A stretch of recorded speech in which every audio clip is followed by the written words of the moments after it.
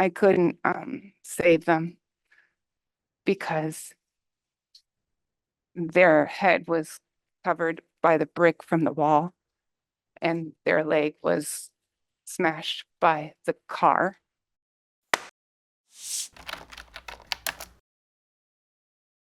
Are the reports in these books? No, you aren't. Okay. If you want And, to approach, I can can, I have somebody's copy? yes, I'll bring these. May I approach? Yes, yeah. You can sit down, sir, if you want, or you can stand. Everybody else can be seated. We are outside of the presence. Thank you.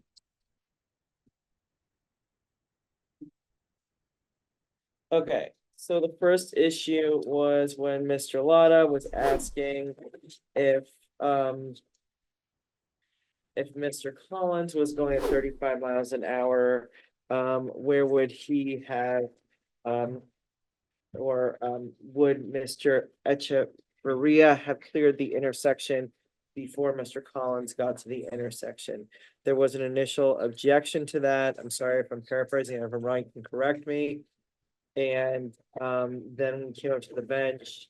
There was a location in the report that was found by defense counsel to withdraw that objection because that is actually in the report. Is that correct? Just as to the 35 miles an hour, Your Honor. And then the 45-mile-an-hour issue came up next, where Mr. Ladah wanted to ask, what if he was going at 45 miles an hour, correct? Yes, Your Honor. Okay, so I think we're on page 18 of the report. Give me a second just to read it. But the question is that gonna be permitted, right? Because there's an objection to doing it that way, and the objection is that it's outside of his, the scope of his report, right? Correct. Okay, just a moment, let me read what's on the report, and it is page 18 of the report that's relevant to this issue? Or is it some other page? I believe so, Your Honor. Page 18, Your Honor. Okay, just a moment. Okay, and Mr. Ladah, your response to this objection is that you're extrapolating from this and should be permitted to do it? Yes, Your Honor. Okay, Thank- Ms. Zinna, any response to that?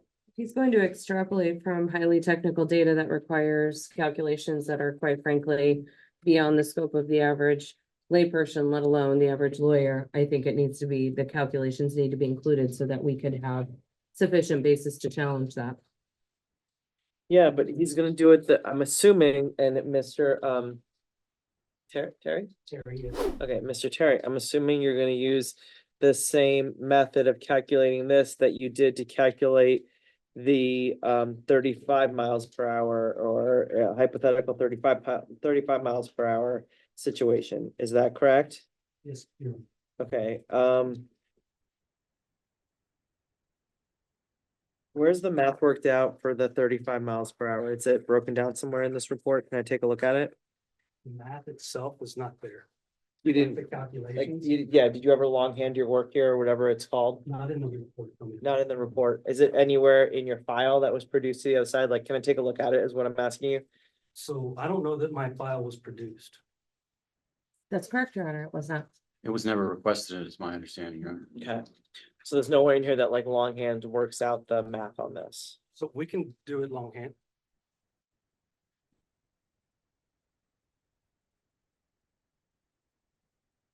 Here's how I'll permit this. If he works this out longhand, how he got to how he did this with the 35 miles an hour, you can ask him with other miles per hour and she's gonna be able to ask him with other miles per hour if the exact same, not the exact same calculations, obviously, but the same method of calculating is used.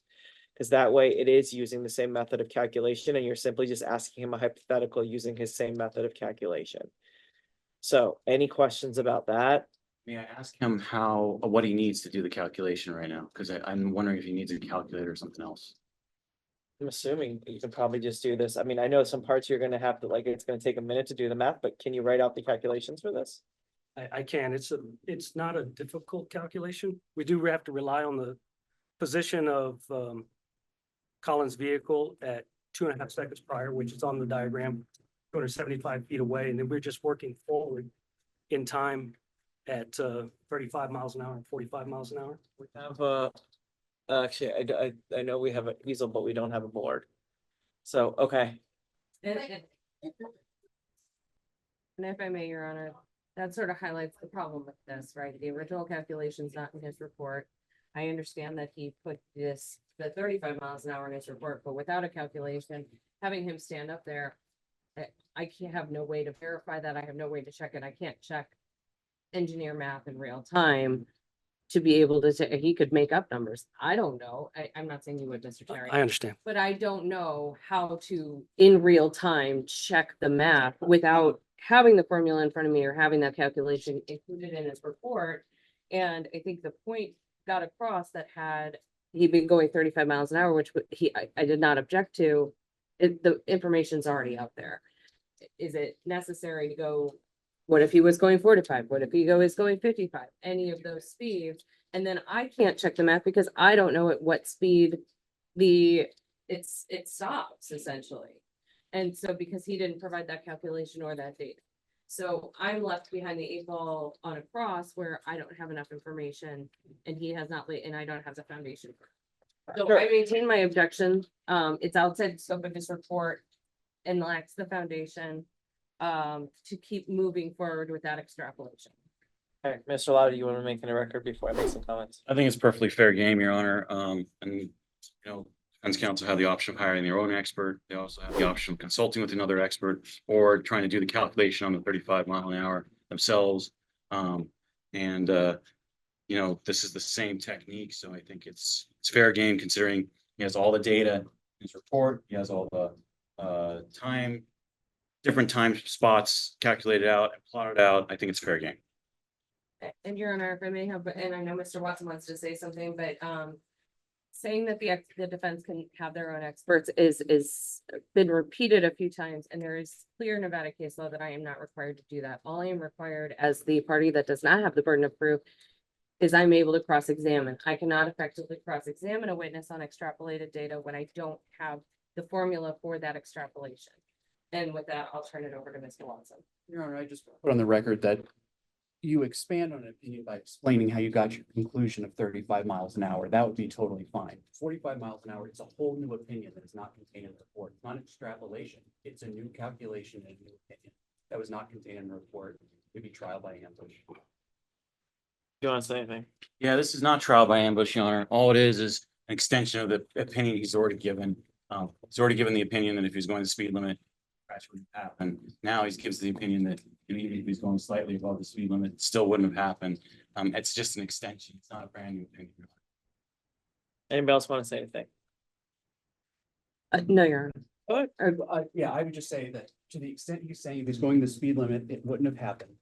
Then he has to say a whole different scenario, which is if you're going slightly faster, it wouldn't happen. That's clearly two different opinions based on two different calculations, one disclosed, one not. No, it'd be the exact same method of calculation. This is a hypothetical, which everybody has the right to ask experts.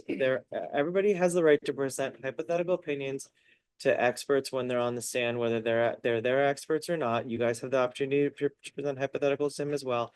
It has to be using the same method of calculation though. And you need to explain your method of calculation for this first. And the reason why I'm allowing it is because this has all come in. This opinion has come in. I don't recall if there was motion limiting to exclude it or not, but even if there was no request this time to Wadir, this expert, to say that this opinion shouldn't come in before he took the stand. And if I did get a motion in this case, which I do not recall if I did or not, but I do get expert opinion motions all the time when people are moving to exclude certain parts of the expert opinions. My ruling is almost always the same on these, where it's not clear.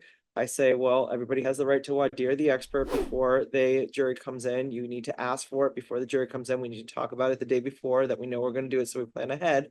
And then during that Wadir, you can ask them what they base their opinions on and what their expertise was to determine if some of those opinions should come in. We did not have an incident that occurred like that in this case where we had to go through that process. So my understanding when this expert took the stand was that the opinions in his report were all okay. I know you probably didn't agree with them on the defense side. You weren't waiving your right to question them, but you were waiving your right for them to come in as evidence in this case. And at this point, this opinion has come in. We permitted it to come in. I don't see an issue, and I'm not going to preclude this expert from working out the math as to how he got to this opinion. And then if anybody wants to ask him, well, what if instead of 35, the scenario is 45? What if instead of 45, the scenario is 65? What if instead of 65, the scenario is 15 miles an hour?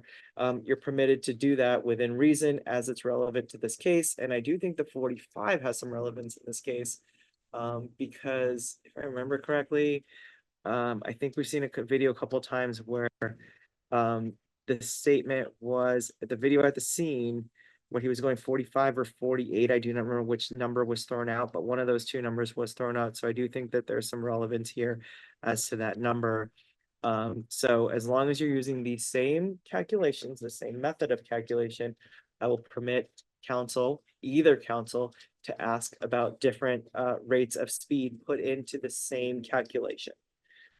That makes sense to you, right, sir? Yes, ma'am. Okay. Counsel, do you guys have any questions? No, Your Honor. Thank you. No, you're not. No, you're not. Okay, the next issue that I'm aware of, you asked a question about is speeding an issue in Clark County? What was the exact question you asked that I said we'll deal with during the break? Skip it for now. Yes, but you know what? I will withdraw that question. I'll Okay. withdraw that question, Your Honor. Okay, so any other issues during Mr. Ladah's direct examination of this witness that we want to flush out right now before we bring him back in? I don't think so, but I am gonna ask him a question about the swerving based on one of his diagrams. I'm sorry, I didn't hear the word you said, the swerving? Oh, yeah, and it's in the diagram. I just wanted to tell the court that I'm gonna ask a question that I haven't asked yet. So I'm just, Which page is that on the report? Because I'm gonna tag it right now and I'm gonna read it before the jury comes in if I have enough time so that I am a little more versed on it. 72, page 2. 72, page 2. Page 2 of the report. Sorry?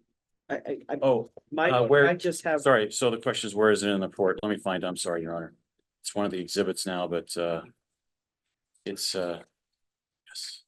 It's I don't, it's in the appendix A and it looks like it's the first diagram from appendix A.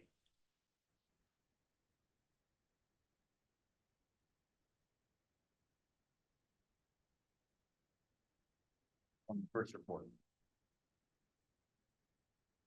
Appendix A. So.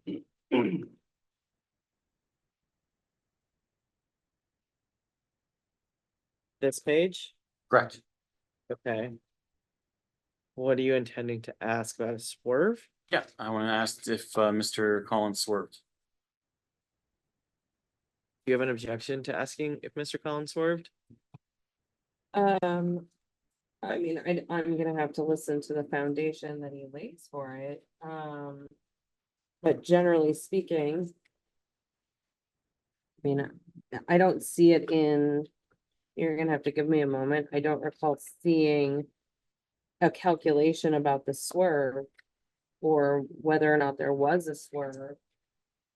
Other than, There was an objection earlier regarding a question that had the word swerve in it to, well, Mr. Collins was on the stand, but I don't remember the exact question or the exact issue with was it that it didn't comport with his testimony? What was the? right, and so just the word swerve in general is a very, like, what does that mean? Vague, undefined. Yeah, to me, a swerve is you're turning the wheel. Okay, so let's, You know, Mr. so- Ladah, before you ask that question, can you have Mr. Terry define or at least describe what he defines as swerve? Sure. Or use a different term that's a little more clear, because I actually do agree. I think the term swerve is a little bit vague, because it could mean a very slight turn, it could mean a pretty drastic turn, depending on who's defining it and how they're defining it. So yeah, have them define swerve first, or what that's intended to mean. And then, other than the term being vague and unclear, you guys got an additional objection to a question of, I mean, I guess we don't know what the question is, so you're not waiving all your rights to object.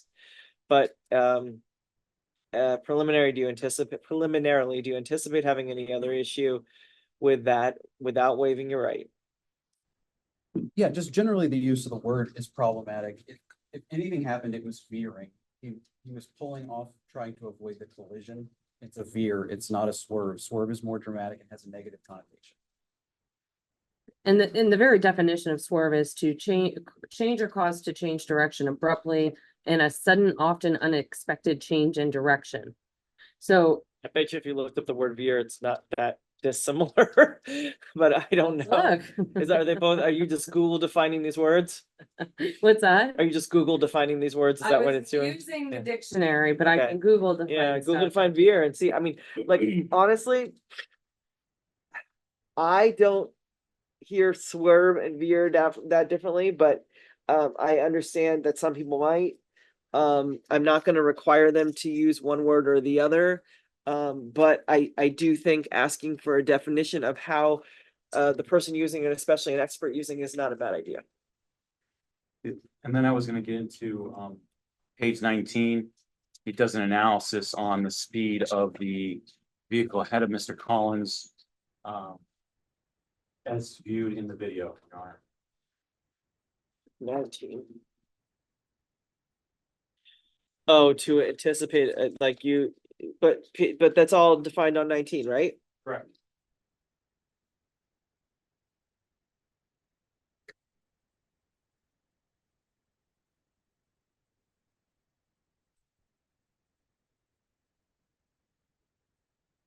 Talks about how he came up with the speed.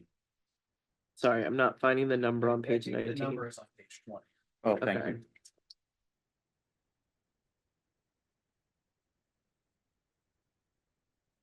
Okay, so you also did some kind of math calculation to figure out how fast the other vehicle in the video is going? Yes, ma'am. Okay. I'll let you do that math calculation out or describe the math calculation as well. That's in the report. If you think it goes beyond the report, obviously defense counsel's not waiving their right to object if they think it goes beyond the report. The last thing I was gonna ask And him. I'm sorry, just for the record, so I don't have to object No at the time and Okay. keep interrupting. I would just lodge the same objection that that calculation is not included in the report for, just to make that record. Okay. Do you want me to perform that calculation? Sorry to interrupt. It's gonna be up to the council whether they want you to break that down. Look, like I made my ruling as far as like there was things in the report that haven't been excluded. To my knowledge, we don't have specific areas of your report that were excluded. Trying to think what the motions eliminated in this case were. And I think if there was an effort to exclude parts of your report, I probably made the ruling that I think I made, which would have been that council can do a brief voir dire review prior to the jury coming in to renew any motions eliminated that were brought regarding excluding parts where it's not obvious to me that some parts should be excluded. And because we didn't do that in this case, I'm assuming that everybody was waiving any objections to things in your report that council haven't already agreed to stipulate to exclude. Last question I was gonna ask is, generally, if the crash would have occurred if Mr. Collins did not swerve, and that's an easy calculation for Okay, And I apologize, I missed what you said, Ramzy. and you'll have them define swerve before asking him. that question, right? Correct. Okay. Define swerve. The problem is gonna be if you do the math out, I don't know. We can use that thing, and you can put a piece of paper on it and work it out, but I don't. So the, where would the Echevarria vehicle be at 35 and 45 is not a problem for me right now. And I think it's be understandable. The arriving at the speed of the lead vehicle versus Echevarria's, Collins' vehicle, the calculation that's performed for 20, page 20, Uh-huh. I need a frame rate. Excuse me, I have the frame rate. I don't know the number of frames. I don't have them in my, Okay, on my so person. you're just gonna need to explain that if council want you to work that one out, Okay, number by number two. But because I don't think you're going beyond, I don't think you're elaborating on this. Or extrapolating like I'm letting you do on the other one to change the numbers out. At least I don't think so. I mean, maybe they are gonna ask you to do that. I don't know if that's gonna be an issue. But your frame rate is somewhere in this report, isn't it? the frame rate is the Okay. number of frames for each of those vehicles to travel across the, what we call a virtual speed trap. I don't have on my person. So I can't, until I know those number of frames, I can't recreate the math. that's on page 20. Okay, well, you can I can define that to explain how it's, council. I can explain how it's done. Okay. Okay, does anybody else want to ask more questions about that outside of the presence? Just to renew that objection, I think Mr. Terry has explained exactly why that's problematic, but I understand the court's ruling. So Okay, nothing but you're further. not making an objection to page 20, are you? To him talking about the information on page, he's talking about page 20 information. Right. There's not a I did- frame rate I or, did lodge the objection that he didn't include this calculation either. So Oh, if for he just page 20. explained why that's problematic. So that Okay. would be my objection. okay. Okay, noted. Mr. Ladah, do you want to say anything about that? No, I think it's been flushed out, Your Honor. Okay, anything else before we bring him back? No, Your Honor. Does anybody need to take a break themselves before we bring them back? No, Your Honor. Mr. Terry, do you need a break before we bring them back? We plan on going till 5? I don't know. If, We did not plan on having you here till 5, but I don't know how long council are gonna take because defense Oh. council hasn't. My client needs to go to the restaurant. Okay, why don't we just take a 5-minute for us? Everybody can use the facilities and maybe just in case. As it a works for me. Okay. Okay. Be a little leery when you walk out that door though, because there might be some jurors out there. But you probably can use the bathroom if they're not in the hallway. Just go use that bathroom in the hallway. I'm not gonna talk about Terry, I'm just walking. Outside of the presence, I have counsel here. And I just want to make a brief record about something. We are getting questions, my marshal is from the jury about why they didn't get to ask Zaon questions. So I have assurances from counsel that he is being called again later on in this case, right? Correct. Okay, then I don't think it would be appropriate for him to be asked questions at this time, because I think you guys are going to probably cover some of their questions. And I think it's more appropriate for the questions to always come from counsel. However, if he is not called again at a later date, I'm gonna put him back up here to ask the jurors if they have any questions. Everybody understand that? Yes, Your Honor. Yes, Your Honor. I don't know exactly when it would be appropriate to do that, so it would be again, because I would prefer not to have to pick a time to do that, but if that's not gonna happen, then my conversation with counsel is gonna be, when can we bring him up here so the jurors can ask additional questions? Okay? Any questions about that, or does anyone want to make a record about that, or does anybody have any alternative ideas or suggestions regarding that? At this time, Your Honor, I have all the intention to recall him in our case in chief, so I don't have anything to say at this point. If for some reason that should change for reasons that I just cannot foresee, I would bring it to the court's attention immediately. Okay, and also let me know if you're not gonna call him again, when the absolute last day he's gonna be here is. Okay, so we can make sure that we don't not give the jurors the opportunity to do that if they would like to ask questions. Okay, anything else, or does anyone else want to make any additional record before I let the jury back in? No, Your Honor. Thanks. If everyone can be seated, the council acknowledge the presence of the jury. Yes, Your Honor. Yes, Your Honor. Okay, at this time, we're just gonna go ahead and continue. Mr. Ladah, are you prepared to continue? Yes, Your Honor. Go ahead. Mr. Terry, earlier you said 80% of the motoring public would have attempted that turn that Mr. Echevarria attempted from his viewpoint and his position. Was that correct? Yes, sir. The term you used was motoring public, 80% of the motoring public. Can you define what motoring public means? Just normal users of the road that travel every day on the roadway. Does that mean 80% of the people that drive motor vehicles out there? Oh, yes, correct. Thank you.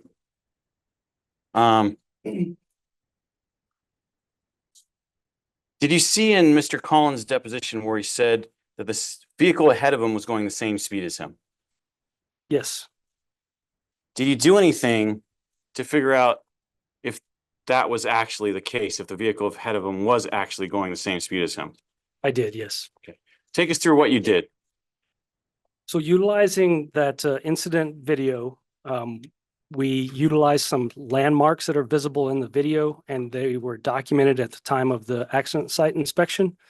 As the Collins vehicle goes by, and even the vehicle ahead of it, there's some flagpoles in the background. There's a median, things of that nature.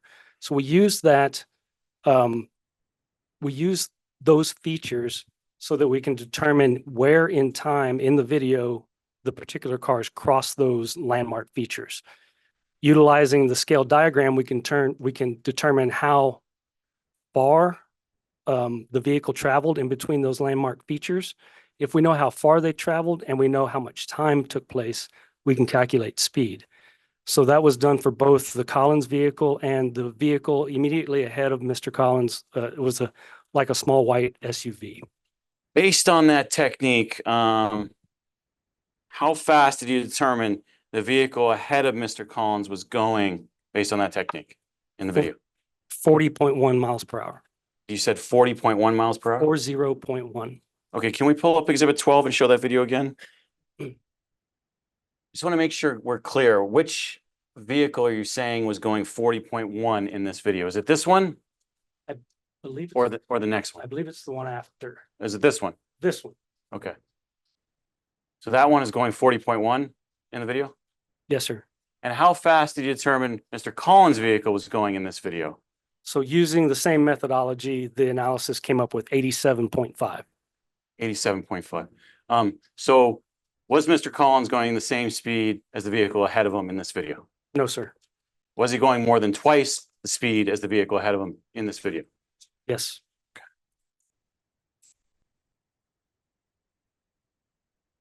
All right, I want to pull up Exhibit 72-2, please. You defined motoring public before. I want you to define swerve in your industry. What does it mean? Swerve would be something directing a vehicle, at least away from its original course. However, more significant than a lane change. We know approximately what the steering wheel angle is on a typical lane change based on published studies. We can see from this that from the EDR data that it was more than 1 or 2 degrees at the road wheel angle, that this was more than just a lane change. It was a right steer maneuver. Did Mr. Collins in fact swerve before the impact to the right? Yes, At what point did he swerve? it's about 2 to 2.1 seconds prior to the collision. And it's generally noted on this, where the red line starts to diverge into the right lane, if you will. If Mr. Collins did not swerve, would this crash have occurred even if he was going at that high rate of speed? All things the same, without a swerve, the two vehicles would have missed each other. And can you explain that? Yes, if we bring up the other diagram, the one with all. You want to pull up 72-3? Okay. Go ahead, Mr. Terry. And I mean, quite simply for illustrative purposes, here's where the Collins vehicle is. Second, actually, sorry. Everybody who's on Zoom is muted too, because that could have been the problem as well. Somebody on Zoom might have unmuted themselves. We cannot always control making sure everybody's muted, but just give us 1 second to make sure everybody's muted. Sure, no problem. Okay, thank you. Go ahead. The short version is just to refer to this diagram without all the complex math, but this is the location of the Collins vehicle at 1/2 a second prior to the crash. And this outline vehicle right here is 1/2 a second. That's the location of the Echevarria vehicle at 1/2 a second prior. So if you just visualize Mr. Collins' vehicle in the number 1 lane where he was and continue going forward, even at the same speed he was on the day of the incident, he would arrive here when Mr. Echevarria is here. So they would not be on a conflicting path with each other if not for the swerve. So does that mean without the swerve, even at the same high rate of speed, the crash never occurs? That's correct. Okay. I want to go back to Exhibit 12. Can we show that video one more time? And can we focus in on the top part like defense counsel was doing? If you don't mind.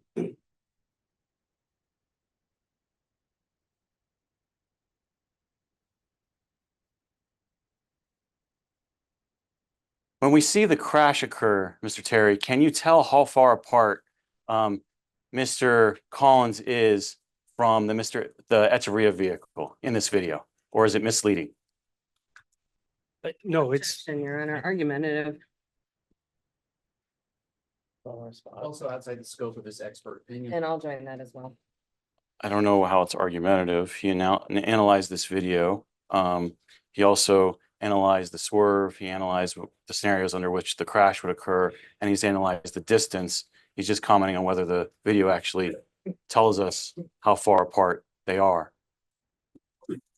It- Go ahead. You want to say something additional? Go ahead. He used this video as a basis for his calculations, and therefore to say it's misleading when he used this very same video, lacks foundation, is argumentative. Okay, overruled. Go ahead, Mr. Terry. Is the question like perceiving it from watching this video from here? Correct. Okay, yes, because there was math that was done to determine these locations, but from the perspective in this video, it's very difficult, and I'll try to illustrate that. This median right here, from the start of the median to the end of the median, is 280 feet long. From the median to where the crash took place is double that, even though from my perspective, it looks about the same distance. So again, as the vehicles are kind of going by here, they're laterally going past, but as they get further out into the video, they're going away from us. Again, difficult to judge time, speed, and distance, and of course, they're further away. So the perspective is, it just looks different in the perspective just due to being a camera. Does that mean the perspective where the crash actually occurs is different than the actual perspective would have been? That's fair, yes, and to be fair, it occurs just out of the obstructed view, right on the other side. That's actually a tree. It's just out of view from this perspective, this camera's view. Thank you. We could take this down. And Sam, you said before, you talked about how if the Zaon vehicle was going, sorry, if the Collins vehicle, the Dodge Challenger, was going 35 miles an hour from 2.5 seconds before the impact all the way forward, the crash never would have occurred. Mr. Echevarria would have been well on his way onto Furnace Gulch. Remember saying that? Yes, I want to change that 35 miles an hour now and put it to 45 miles an hour. If Mr. Collins is only going 45 miles an hour, which is 10 miles over the speed limit, would the crash have occurred from, going from 2.5 seconds prior to the impact onward? Objection, Your Honor, lacks foundation. Build a foundation, council, so sustained to that extent. Did you do calculations on the 45 miles an hour? I did. Just the same way you did calculations on 35 miles an hour? Yes, sir. Okay. How did you calculate it? So we know the distance away the Collins vehicle is at 2.5 seconds prior to the crash, which is 275 feet. And we know that Collins vehicle was there 2.5 seconds prior to the crash.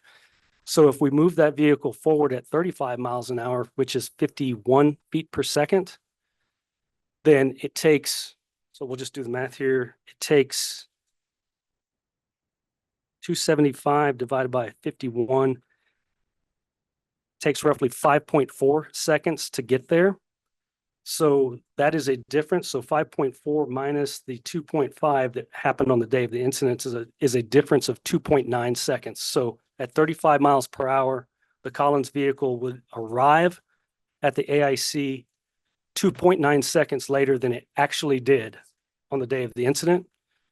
So now we know, so now we can take the Echevarria vehicle that we know is going 19 miles an hour, by the way, 18.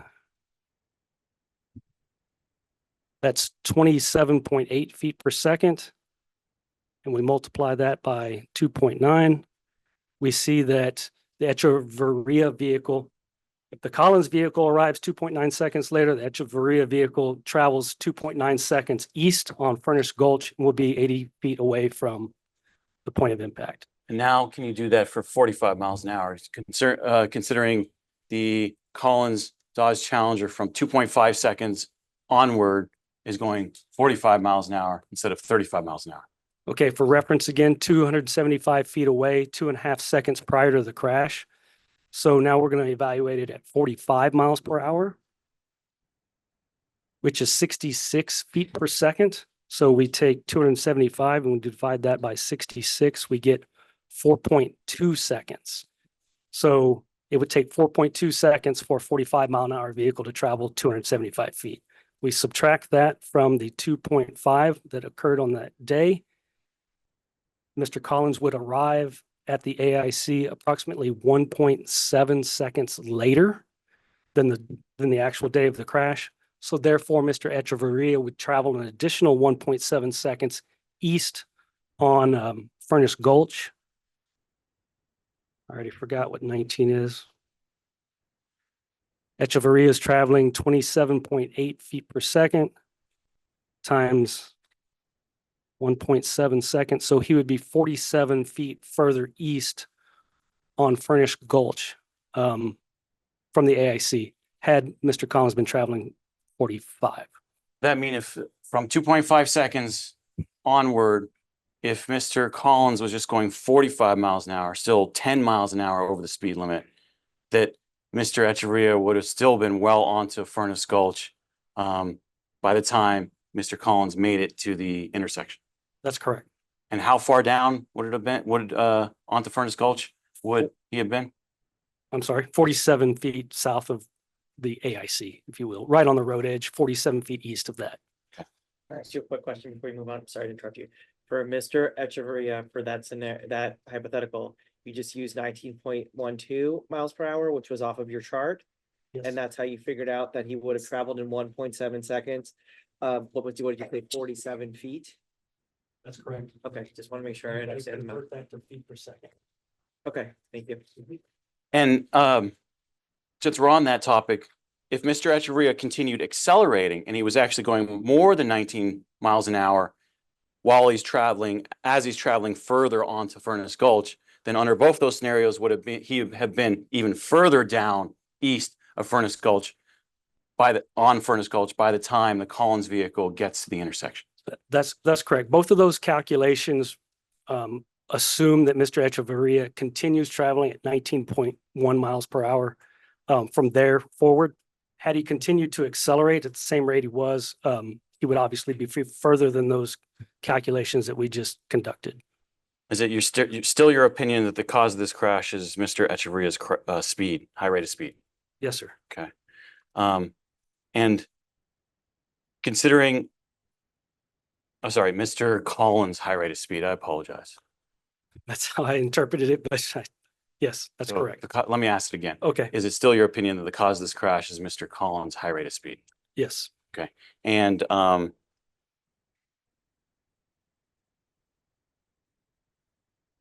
based on your opinion on 80% of the motoring public, did Mr. Echevarria do what you would expect most drivers out there to do when he turned left there? Yes.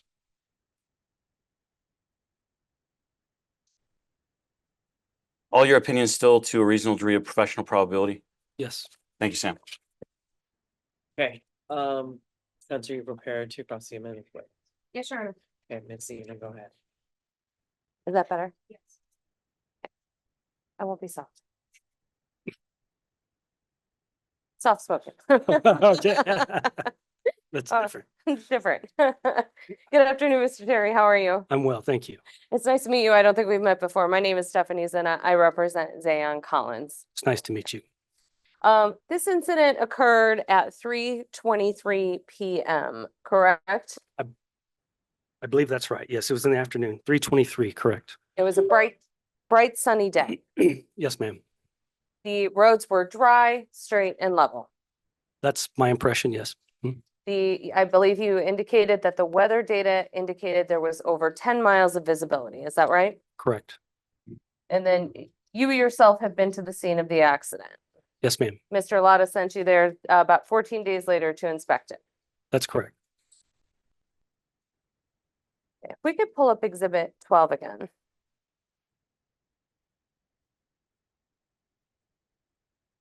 There is a car in front of Zaon, correct? Yes, ma'am. And you said you calculated the speed of that car. Is that right? Yes, ma'am. Is it fair to assume that Mr. Echevarria saw that car? That is fair to assume, yes. And would you agree that Mr. Echevarria should have been looking at oncoming traffic as that white car passed him? But yes, because he obviously judged the gap on the approaching vehicle, the white one, and elected not to turn. So the next step is to judge the gap between that vehicle and one behind it. Do you know how long after Zaon goes by, the next car approaches? Zaon goes by what? So after Zaon enters the frame on this, do you know how long it is before we see the next car? I don't, not off my head. So if I told you it's over 10 seconds, would you believe me? I don't have any reason to dispute that. Okay. Not lying to you. All right. Now, we're talked about gap acceptance, and it's your opinion that Mr. Echevarria could not have judged Zaon's speed. Is that correct? Correct, Because he was heading straight on. correct. And you agree, though, that when a person is making a left turn, the decision to make that left turn should be made before even beginning to execute that turn. That's correct. And would you agree generally that people turning left need to yield to oncoming traffic? Objection, Your Honor. This is the ultimate decision case that she objected to. I asked a general question about the rules of the road, which Mr. Terry has already testified to. You can get rules on the law later, but you know what, overruled, it's fine. Do you need me to repeat that question, Mr. Terry? I'm sorry, if you don't mind. Sure. Generally speaking, a left, And I'm permitting it because it goes to some of the questions he was asked earlier about reasonableness of actions taken by parties in this matter. So go ahead. thank you, Ms. Your Honor. Generally speaking, a person turning left must yield to oncoming traffic. Is that right? Yield to oncoming traffic within an intersection or close enough to approximate an immediate hazard, I believe. Thank you. As vehicles pull closer to you, is it easier to start judging the speed? It is. And generally, people are able to perceive speed, correct? Objection, vague, broad. Overruled. At a point in time, yes, there's when they get close enough, there's a realization that there is a speed differential as they get closer. And I believe you explained that earlier as the vehicle gets closer, you're able to place it with your surroundings. Is that right? It's actually different than that. It's as it's closer, you do have a greater ability to use landmarks. That's correct. But we're actually, not to get too technical, but we're looking at the growth of the object. As it gets closer in our field of view, it actually gets bigger. And so when it gets close enough and we're able to see that rate of change of the size of the object, that alerts us to an approaching vehicle. You pulled the EDR data from, well, I believe Metro pulled the EDR data, correct? They pulled EDR data from both vehicles. I pulled EDR vehicle from the Echevarria vehicle, but they're the same data. So So you pulled it from Mr. Echevarria's vehicle, LVMPD pulled it from Zaon's vehicle. both vehicles, yes. Mhm. You were able to analyze the EDR data from both vehicles. Yes, ma'am, correct. And I believe you testified earlier you had 5 seconds worth of EDR data from the Challenger. That's correct. How many seconds did you get from the Hyundai? 5 seconds, Only 5 seconds. That was all that was available to you on that car as well. correct. So there's a lot of things EDR data can tell us. Is that right? Yes, It can show acceleration. it shows a speed for which we can calculate acceleration, but yes, Braking, yes, steering angle, yes, and would you consider it to be precise? yes. And when you analyze Mr. Echevarria's EDR data, you were able to analyze his speed as well as the timing of his steering maneuvers in your report, correct? Yes, You collected EDR from Zaon's car as well, I did not. or you reviewed, I apologize. Oh, Bad wording. You reviewed EDR data from Zaon's car as well, correct? I did, yes, And you included in your report the speed data from that EDR data. correct, yes, ma'am. And what else did you collect from Zaon's EDR? The severity of the crash, the timing of the airbag deployments, things of that nature. And specifically, what else? You want me to go through the list? I would.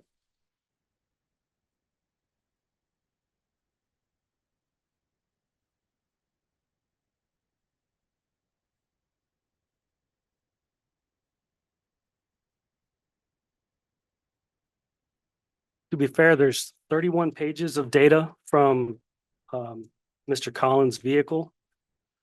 We're able to determine seatbelt status, the collision of the severity, as I indicated before, collision of the severity in delta V or change in velocity, both in the longitudinal and the lateral orientation, airbag deployment time for first stage, second stage, side, pre-tensioner deployment, which is basically your seatbelt locking up. We've got time for that. There is a lot of tabular data and graphical data of the same thing, but this crash pulse data or crash severity data, there's multiple pages of that with how the crash developed severity-wise over time. And again, we're talking when a crash takes place. And Mr. Chair, I don't mean to interrupt you. My question was, what specific data did you pull? Not what it means yet. Okay, we'll get there. I promise. Crash pulse data. There is vehicle speed, accelerator percentage, engine throttle percentage, service brake, which is just your normal brake, engine RPM, ABS activity, whether or not there was stability control interfering.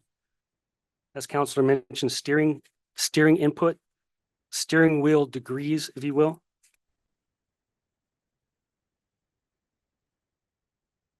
Engine manifold pressure, whether or not the diagnostic trouble code on the light was on. There is some data for yaw rate, which is basically the rate of change of the vehicle. Individual wheel speed RPMs for all four wheels. ETC lamp. I honestly can't remember what that is. Okay. Gear Alright, I position, apologize, tire Mr. pressure. For all four wheels, tires, I should say. Whether or not the cruise control was engaged. There is some stuff for the adaptive cruise control that looks for vehicles ahead of it. And that's about it. Okay. So let's talk about this. Let's focus kind of on the steering input for now. What Yes. does steering input mean? So this steering is provided as the degree of steering wheel angle at the steering wheel. Okay, so would a steering wheel angle that had no degree of turn be a 0? It's, I mean, that's correct. It would be 0. Yes, if it was straight ahead, if you will. Okay, and what would a left turn be? The left turn would be, based on SAE's sign convention, a left turn is a negative turn. I mean a negative number, I'm sorry. And what would that number be For a left turn, for a left turn? it depends on. A right angled, or just a right angled left turn. Like, it really is dependent on how big the right turn is and how much their speed that affects the steering angle. But you can see 250, almost 300 degrees of steering for someone that's making a right turn in a parking lot or something like that. Okay. And what degree of steering input would you see from a lane change? So it depends on the steering ratio, but what we know is that the road wheel angle, there's a difference in ratio between the steering wheel and the road wheel. So if you turn 250 degrees, you're not turning the front wheels 250 degrees. There's a ratio between those. The front wheel angle at highway speed lane change is around 1 to 3 degrees, something like that. And did you include that information in your report? The raw data is here, but I didn't include that in the report. No, Yes. okay. So, and again, remind me, Mr. Terry, at what degree are we talking that we would normally see on the steering input for just a simple lane change from the right lane to the left lane? So we would see something, based on the ratio, we would see something around 20 to 30 degrees at the steering wheel. 20 to 30 degrees, Yes, okay, or less. or less. How low would it go? If you made a very slow lane change? It could be a very small, it could be a very small angle. I don't know how to quantify it, maybe less, 5 degrees or less. 5 degrees or less, and that Right. could indicate a car began to make a lane change. Yes, it's speed dependent on how much we turn, but yes. Okay, so the faster the speed, maybe the lower the number. Yes, that's actually very astute of you. That's correct. You've Yes. made plenty of fast turns. Okay. All right, if we could bring up that table that's on page 14 and from Mr. Terry's report, please. So is this and are you able to see that, Mr. Terry, on your screen? I am, yes. Okay. Is this the Pages discussed. 14 EXP 0014, page 14, figure 5? Okay. Is this, and if you could scroll up to the very top of that so we can orient Mr. Terry with what this is. Mr. Terry, do you recognize this chart? Yes, ma'am. And what is this chart? This is the or one of the pages of the pre-crash operational data from Mr. Collins' vehicle. And we have only those 5 seconds of data leading up to the crash, is that right? Yes, ma'am. And starting at the very beginning of where we have the timestamp, we can see that the steering input was at -2, meaning that the steering wheel wasn't quite straight, but not too much. Correct. And as the numbers grow, we can see that that is starting to change, correct? Correct. And at a very slow pace, Also correct. and at a very slow, at a lower degree. Correct? So we have Oh, yes. -2, -3, -4, -6, -8, -7. Correct. And so we just talked about making a lane change when you're going that fast. You see them low and slow like that. Yes. Thank you. Do you know at what timestamp Zaon started to brake to try to avoid the collision? Approximately 1.8 seconds prior. Okay, so at 1.8 seconds prior, then we start seeing some of the heavier steering changes, correct? Correct. Okay, but before that, we're looking at fairly mild steering changes. Prior to that, Yes. yes. Okay, so he is not going straight. He is turning the wheel. That's what those numbers indicate, correct? Well, to be fair, as it's traveling down the road, these small numbers, -2, -3, -4, we see that a lot in the data if it's like, this is high resolution data compared to others. So we see these types of numbers even if they're going straight down the road, primarily due to camber in the road or Okay. crown So in the you road. just said that those numbers would be indicative of a lane change when the vehicle is traveling at a higher rate of speed. Are you changing that testimony, Mr. Terry? You're talking road wheel angle versus steering wheel angle? So no, those would not be indicative of a lane change. Okay, so the testimony you just gave me before where we talked about those numbers leading up to the 1.8, those are not in alignment with a lane change at the speed that car was going. Is that your testimony? So we don't actually know if that's a lane change, but we can see from the video and we know that the road is straight. So, and he's traveling right down the #1 travel lane. So this is an offset in the data, not to get too confusing, but So let's pull up the video. So you're saying from this video, you can tell. So you take these numbers, these cold, hard numbers that you say are precise, and you say, okay, well, let me look at the video from when Zaon gets all the way up and almost out of frame, and you can tell from the video, he's not changing lanes, even though the steering input seems to indicate that's what he's doing. at least on approach and beyond the median, we can tell in the video that the car is going relatively straight, and we have data from that same time that shows -4 to -8 degrees of steering wheel angle, which is very little. 4 degrees we fluctuate the steering wheel all the time driving down the road. So those small numbers are not indicative of a lane change because of the ratio. We would expect to see like 20 degrees or so. So when you told me earlier that the smaller numbers that would be indicative of lane changes, especially for a car going that fast, that's not what's happening here. Is that what you're telling me, Mr. Terry? I would say without the video and the first few seconds approaching, we would not be able to determine if it was a lane change exactly due to the resolution of the data. So you can't determine if it was a lane change, but you're claiming that based upon this very grainy faraway video, you can determine it was a swerve. To the point where where you can actually see it divert its path, yes, Where? at about, Plant. He swerves to avoid the accident, does he not? yes, Okay, right. Does he swerve before that? I don't believe so. Okay, thank you, Mr. Terry. Okay, So he swerves to avoid the accident. He does not swerve before that. Fair? that's fair. Okay.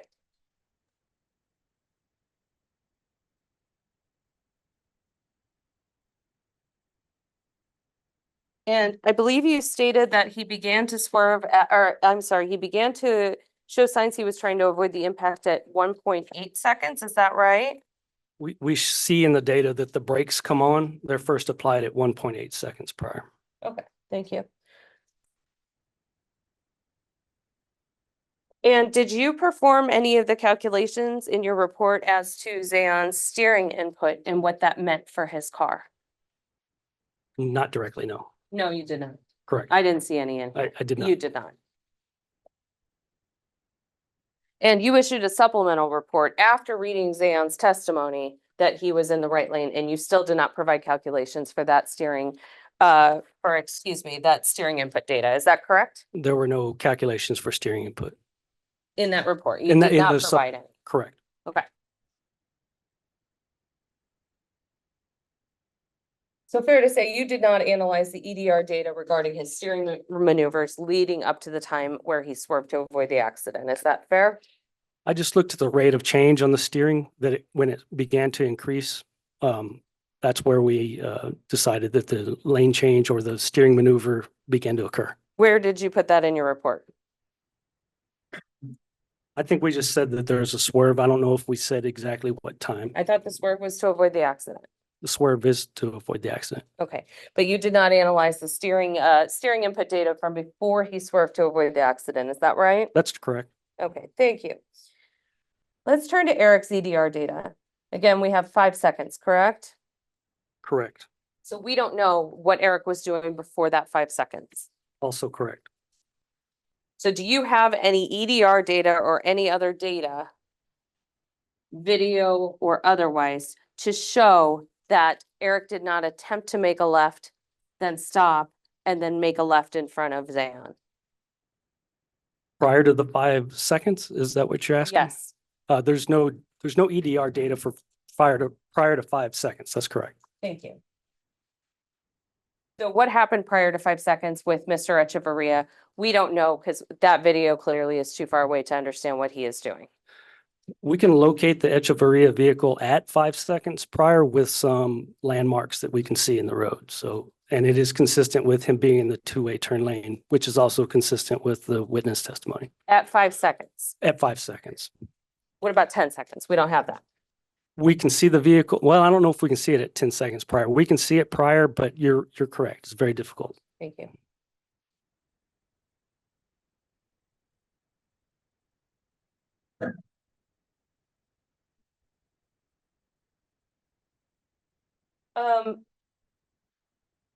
The speeds that you calculated for us here were on your phone. Were those included in your report? No, ma'am. Did you include measurements of the islands that you talked about in the roadway in your report? I don't recall.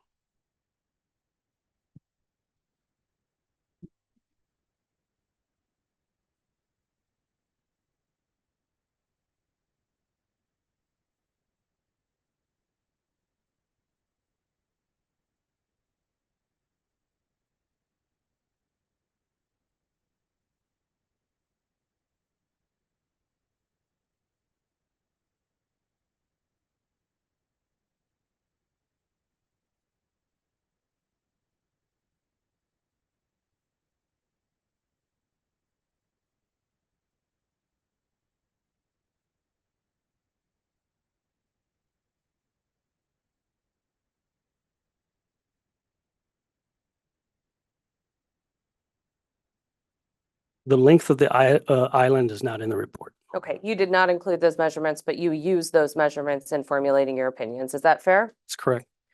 You did not include the calculations for the speed of the car in front of Zaon in your report, correct? Just the result, not the calculation itself. And when you talked about, well, had Zaon been going this speed or that speed, you did not include those calculations in your report.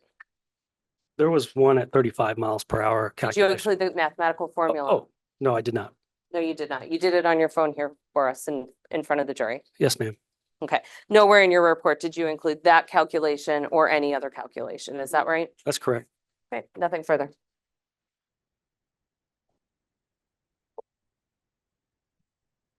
Mr. Watson, please put on a microphone. Yes, Your Honor.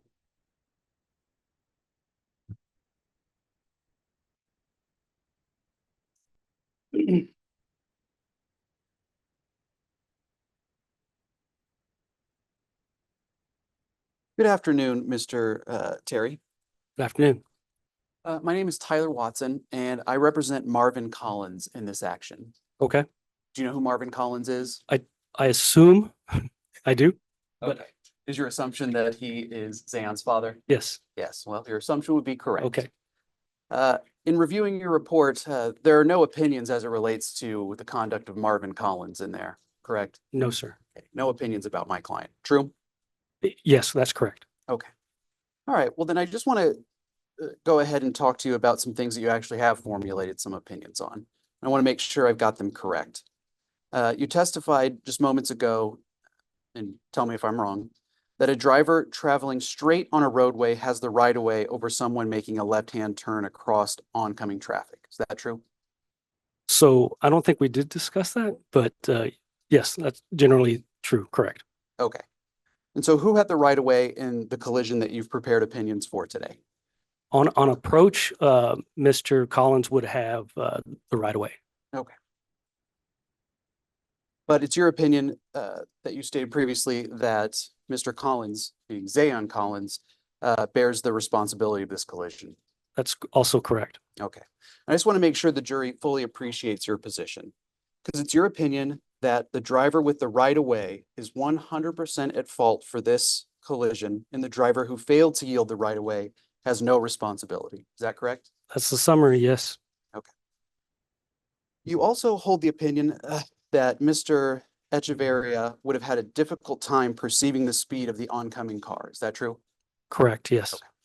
And that's based on your statement that when a car is traveling straight toward a driver that's looking to cross the intersection, it's difficult for that driver looking to cross the intersection to perceive the speed, correct? Right, because the vehicle's coming straight at them. Right. Correct. Now, in your report, you use the word difficult several times. And my question is it your opinion that it's difficult to perceive or that it is impossible to perceive? Oh, it's difficult. Okay, but it's not impossible. Some people are better than others. Okay. And you're a licensed driver here in Nevada, correct? I am. Yes, sir. And you drive on our roadways? I do. Okay. Is that consistent with your own experience that you have some capacity to understand speed, but not a perfect capacity to understand speed of oncoming vehicles? That's fair. And I don't know my accuracy either, but that's correct. But generally, the bigger the gap between the speed limit and the speed someone's traveling, the more obvious it would be to a driver, correct? The more obvious the gap would be? Yes. Well, the rate of speed as well. Let me rephrase it. That was a bad question. If someone's going 45 and the speed limit's 35, it might be difficult to tell the person's going over the speed limit, true? That's fair. Okay.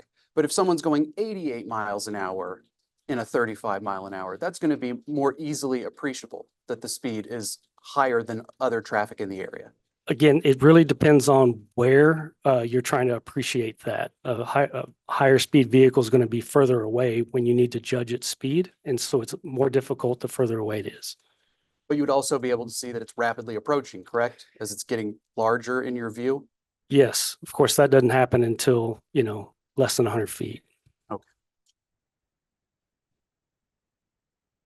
And you agree that drivers have an obligation to act reasonably on the road, correct?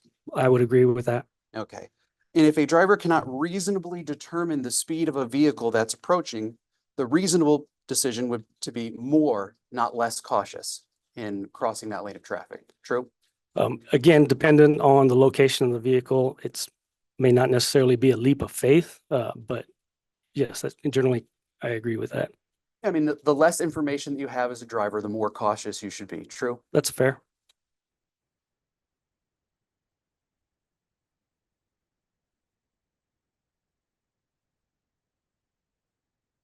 In your investigation of this issue and formulating your opinions, did you come across any information that would cause you to believe that Mr. Echevarria could not have waited for Zaon Collins' car to pass before crossing over the lanes of traffic? No, sir.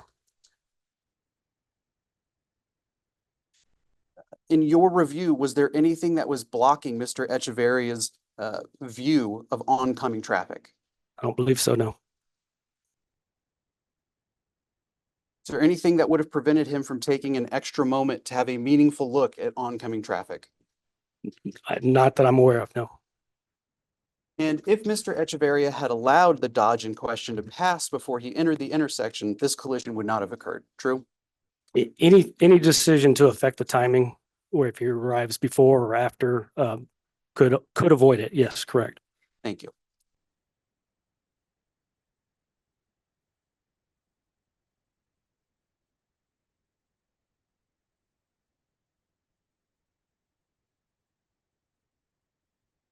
In your review of the materials in this case, did you come across any evidence that would indicate to you that Mr. Echevarria actually saw the Dodge in question before deciding to make his turn into oncoming traffic?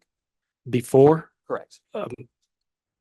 no, we don't have his testimony, so we don't have direct evidence of that. Correct. Right. So there's no evidence whether he checked to see if the roadway was clear or not. Right. There's no evidence to support or refute it. All right. The next thing I want to do, and do you have your opinions in front of you? I do. Okay. What I wanted to do was go to page 4 of your arbitration deposition trial list. Oh, I don't have my testimony list in front of me. Oh, okay, no problem. Well, I'll make a few representations to you, and I marked mine up with highlighter, but I'm happy to share it with you if that makes life easier. Not a problem. Okay. It'll actually make things a little bit faster. Okay.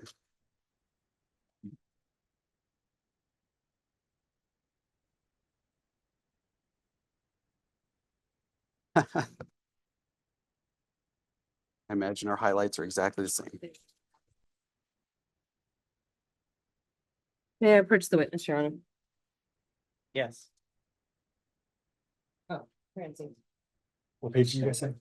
I'm starting on page 4 and I'm going through page, I believe, Thank you. 13. This is the testimony list? Yeah. Gotcha. Exactly. All right, do you have that document in front of you? I do. Yes, sir. And again, this is a document that lists basically the cases that you had been previously hired to prepare expert opinions, correct? Yes, up until the time of whenever this report was generated. Yes, correct. Fair, thank you for that clarification. And for ease of reference, each page has 7 cases on it, correct? That's correct. Okay, and you've been provided 10 pages. Okay. Okay, so I can't do the math that you can do, but I can do that. That's 70 cases, correct? If the last page is full, that's It probably true. is, yeah. So yes, Okay, and of those 70 cases, starting from May of 2015 to the time of your retention in this matter, of those 70 cases, 20 of them were cases where you were retained by Mr. Ladah's office, true? I'd have to count, but I don't have any reason to dispute that. Okay, I did count. I'm If you sure. want to take a second, you can, okay, Seems fair. okay, I appreciate that. And so 20 out of 70, that's more than 1 in 4 of those cases over that time period, correct? Yes, it is. Close to 30%. Correct. All right. And in all of those cases, were you providing opinions for Mr. Ladah's office in their role as plaintiff counsel? I imagine every one of them. Yes. In your mind, you can't think of any time that Mr. Ladah's office served as defense counsel and you prepared an opinion for him? I don't believe so. No. And in each of those 20 instances, did you find that the defendant was liable for the collision? Of those 20, Correct. most likely, yes, but there may be some comparative. I don't recall them all. Actually, I don't recall any of them, but yes, I mean, in your practice, it's not standard for you to provide a report saying that the person who hired you's client's at fault, right? oh, that's fair, yes, All right. So in the 20 cases, to the best of your knowledge, you found that the defendant was liable each time for Mr. Ladah's office, true? correct. Okay. And what do you charge per hour for your services? It's varied over the years, but currently, my case rate is 300 an hour and my testimony rate is 400 an hour. Okay. Do you know how many hours you have billed on this case up to this point? I wasn't armed. I have the amount. I don't have the number of hours. Okay, well, what's the amount? $10,200. Thank you so much. No Mhm. further questions.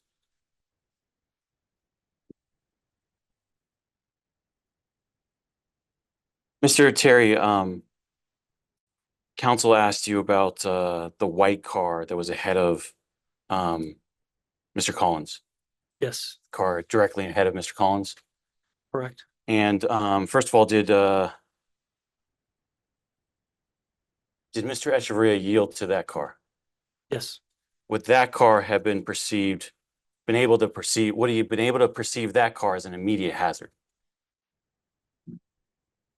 I mean, I think he perceived that the gap was inappropriate to initiate a left, but if he had initiated a left, he would have been able to perceive it was a hazard. I'm talking about Mr. Terry, I'm talking about the car directly ahead of Yes, Mr. Collins. Would Mr. Echevarria have been able to perceive that? yes. So the gap, he elected not to take that gap because it was close enough to that he couldn't get across the road to safety. So yes. Now, can we show the video exhibit 12, please?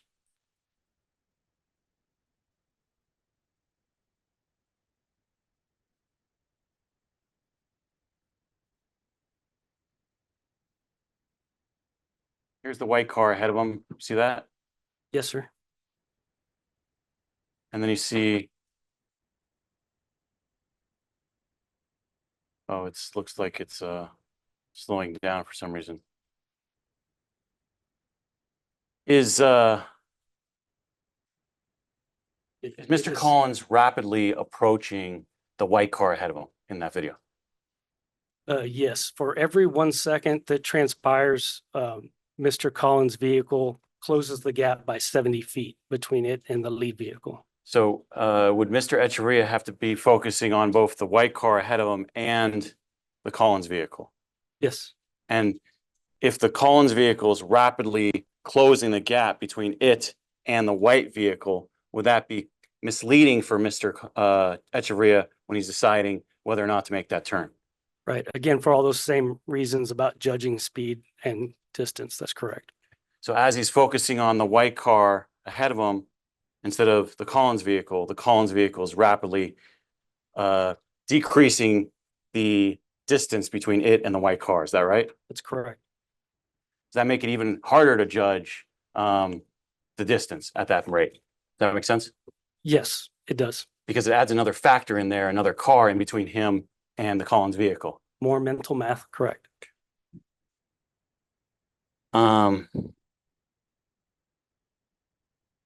And defense counsel talked about yielding and the rules of the road. When someone's turning left across traffic, oncoming traffic, do they have to yield to everyone or just immediate hazards? It says to vehicles within the intersection or close enough to approximate or be construed as immediate hazard. So Okay. So it's cars that are an immediate hazard that they have to yield to, not cars that they can't perceive as an immediate hazard. Is that correct? that's correct. Would he have been able to tell that the Collins vehicle was an immediate hazard from his viewpoint and his perspective? Based on the distance he was away, no. So is that immediate hazard language important there in the yield requirements? It is Absolutely. So if a car is not an immediate hazard or is not perceived as immediate hazard, does someone still have to yield? Yes, you still have to yield to it, but if it's not a hazard, then I don't know that you're actually yielding to it. You're just taking a safe left. Understood. Yeah.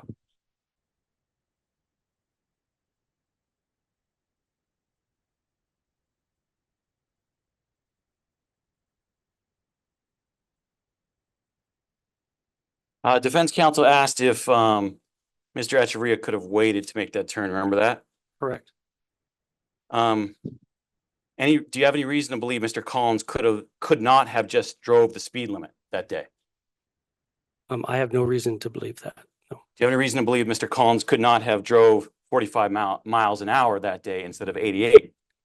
Not to my knowledge, no. Do you have any reason to believe Mr. Collins could not have just drove 70 miles an hour that day instead of 88? Easy. Bless you.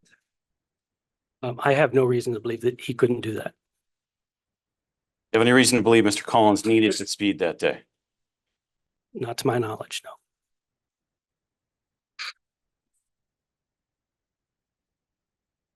Did you say when it's further away, when an object is further away, it's more difficult to tell the speed? Is that what you said?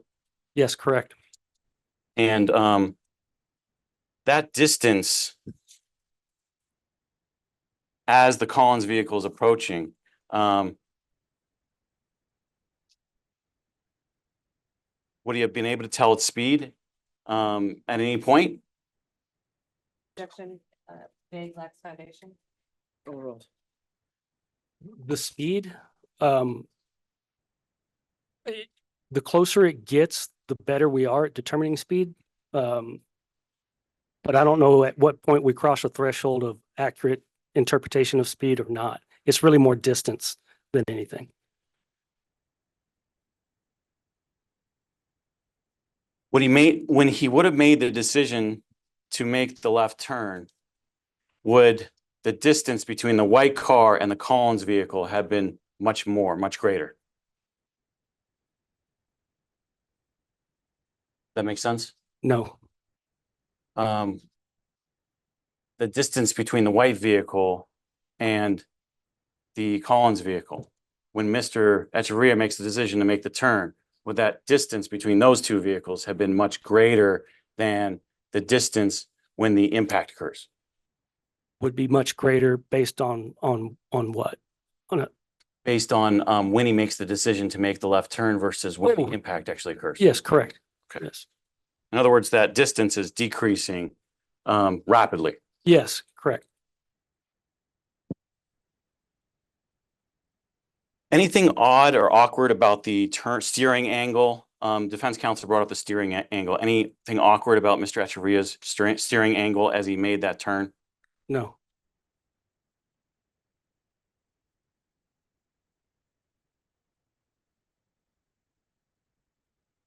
Defense counsel brought up the swerve, that he swerved to avoid the crash.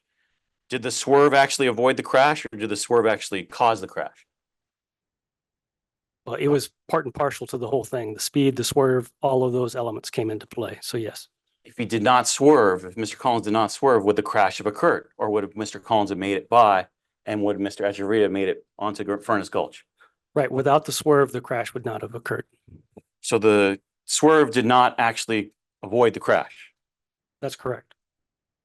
Because by swerving, did he actually track the Echevarria vehicle as it was going from Mr. Collins' left to Mr. Collins' right, almost all the way onto Furnace Gulch? That's fair.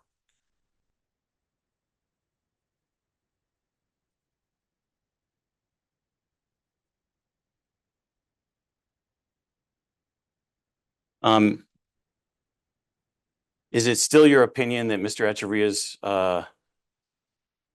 decision to make that turn that day was reasonable? Yes.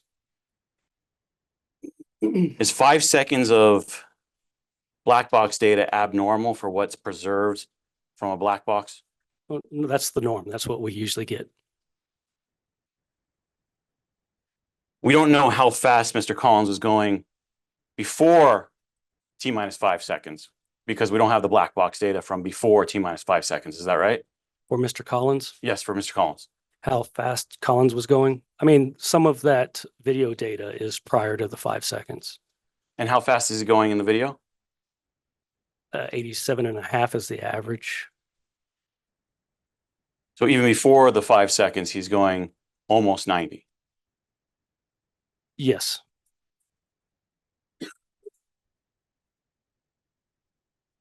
Is it still your opinion that approximately 80% of the motoring public would have attempted that same turn that Mr. Echevarria did? Objection asked and answered. Overruled. yes, Is there still your opinion that the cause of this crash is Mr. Collins' high rate of speed? it is.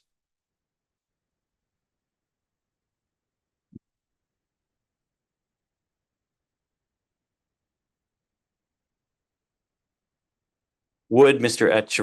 Echevarria have been able to tell that Mr. Collins was an immediate hazard as required under the yield language? No,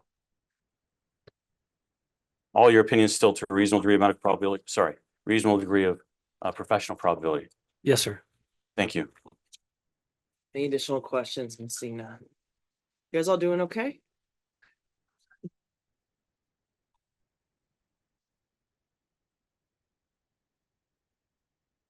Just briefly.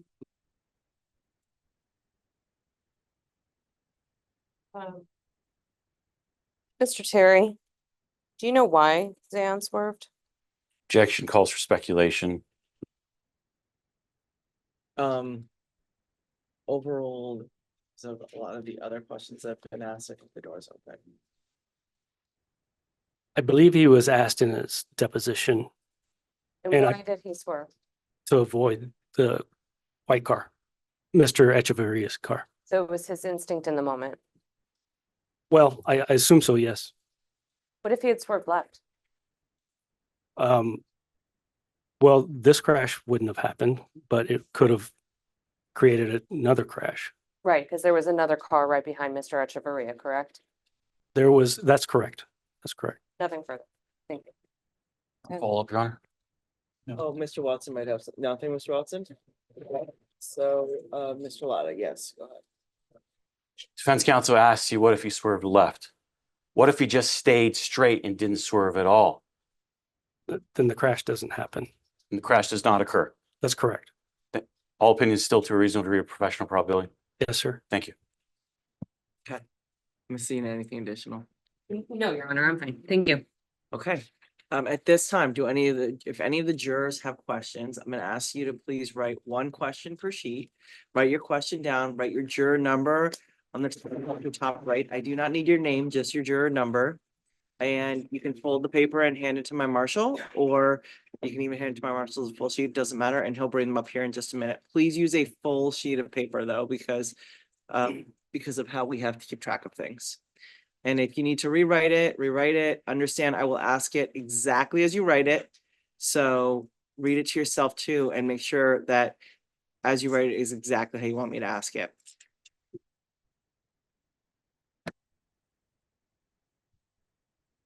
I'm gonna ask counsel to approach you because it does look like we had a couple of writing questions.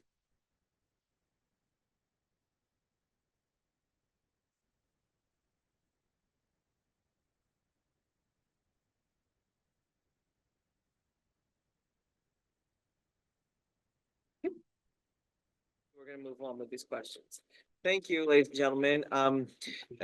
Look, we do take this as a sign that you are paying attention and we do appreciate that very much. So, sir, I'm gonna ask the questions exactly as they're written, and then the attorneys get a chance to follow up. And then I go one more time to the jury and ask them if they have any additional questions. So I'm gonna ask in not just how they're written, but also in the order that we received them. So, question to expert for clarification. Was the swerve by the Dodge Challenger an attempt to change lanes to pass or avoid the car traveling the same direction it was approaching, or to avoid the collision with the white Hyundai? So he was asked specifically if he formed a response, and he said swerved and braked. to avoid the collision with the Echevarria vehicle. Can you assume Mr. Collins had the same degree of difficulty judging the direction to swerve to avoid the collision as Mr. Echevarria did when he judged he had enough time to make the turn? The same calculations would have applied to him giving his speed? Is it possible we can ask that again? I'm sorry. Yes, but I have to read it exactly as written. That's fine. okay? That's fine. But like I said, the attorneys get to ask you questions afterwards, Okay. and the jurors will get to ask you questions again too. So if the way they're hearing it is not how they intended, they have the opportunity to write another question down. Okay. Can you assume Mr. Collins had the same degree of difficulty judging the direction to swerve to avoid the collision as Mr. Echevarria did when he judged he had enough time to make the turn? There's a question mark there. Okay. And then it goes on to say the same calculations would have applied to him giving his speed. Okay, I'll attempt to answer that. So the picture from Mr. Collins' position looks different than the picture from Mr. Echevarria's, at least on approach to the incident area. As we discussed earlier, from Mr. Collins' perspective, he's going to see the Echevarria vehicle move across left to right from his perspective, and he has the lane lines and other features to utilize to judge the speed of that car and the fact that it's on a collision course with him. So from Mr. Echevarria's position, again, at the time he elects to make a left, the Collins vehicle is going to be coming straight at him. So he's at a disadvantage by comparison to Mr. Collins because he doesn't have those features for him to appreciate the approaching speed. He can assume what the gap is, the distance away. I mean, he can make a pretty good math calculation in mental math for that. But from a speed standpoint, he would have more difficulty. And this is highlighted in basically Mr. Collins' inability to determine the speed of the vehicle ahead of him, if you will. So Mr. Collins indicates that he thought he was traveling the same speed as the vehicle ahead of him. And we now know that that's not the case, but however, he has the same sight picture from that perspective as Mr. Echevarria does. That vehicle is directly in front of him. He doesn't have landmarks for judgment. So if he perceives that he was traveling the same speed of the lead vehicle, I believe him because of the difficulty to judge speed for something that's coming right at you or going away from you. Based on the data provided, did Zaon brake aggressively or just slowly braked? But it was a full ABS lock. So it was a aggressive braking maneuver. And then the last one. Mr. Echevarria made a complete stop to the car ahead of Mr. Collins. The 5-second recording does not include that complete stop. Can you assume Mr. Echevarria hesitated if he had enough time or not when the starting speed is at about 2 miles per hour and goes down to 1.87 and then increases gradually?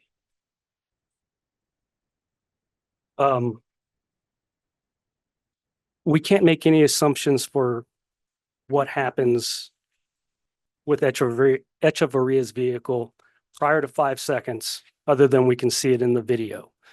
In those first few data points that we get, we see that vehicle slowing down. The vehicle is actually slowing down, I believe, from 3 to 2 to 1.8 or something of that nature. That's right about the time that the lead vehicle, which is the little white SUV, was approaching and ultimately passing Mr. Echevarria. So I don't see it as a hesitation. It's more of a delay. I call it slow rolling, like he's in the two-way turn lane, just cruising slowly 1 to 2 miles per hour in anticipation and waiting for the lead vehicle to pass. I don't see any hesitation per se in the data other than for the lead vehicle. I hope that answers the question. Okay, so at this time, Mr. Ladah, any follow-up questions based on those questions? Yes, Your Honor. Thank you. For the question about attempting to pass another vehicle, if Mr. Collins continued at the speed he was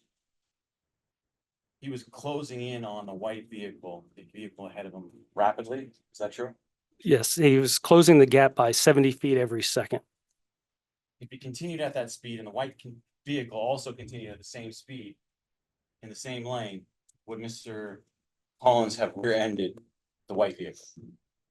Yes, In other words, he had to change lanes in order to get around the white vehicle because he was approaching it so rapidly.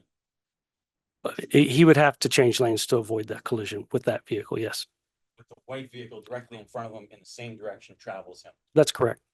Thank you. We talked about the difference in difficulty between Mr. Echevarria and Mr. Collins in viewing the situation. From Mr. Collins' perspective, would it be easier for Mr. Collins to notice that Mr. Echevarria is starting to turn because it's lateral? It's left to right in front of him. Does that make sense? Precisely. Yes, Versus for Mr. Echevarria, Mr. Collins is still coming straight on, so it's hard to tell speed. He's just looking at the gap. Is that right? that's correct. Thank you. And can we pull up the black box data? Joe, please. 72-1.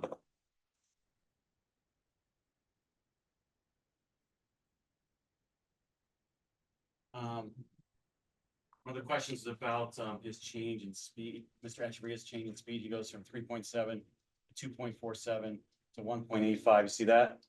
Yes, Are you saying the 1.85 and the 2.47 is right around when the white vehicle would have passing Mr. Echevarria? it's those two times. That's before the white vehicle passed, but by a second and some change. Yes. And at what point are you saying on that is when Mr. Echevarria would have made the decision to start making the turn? So like we discussed earlier, we know that he initiated the left turn at minus 2.5. So that decision to initiate the turn would have occurred before that by about a second. And when he makes the decision, well, actually, when he starts initiating the left turn at negative 2.5 or T minus 2.5, is he increasing speed that entire time? He is, yes.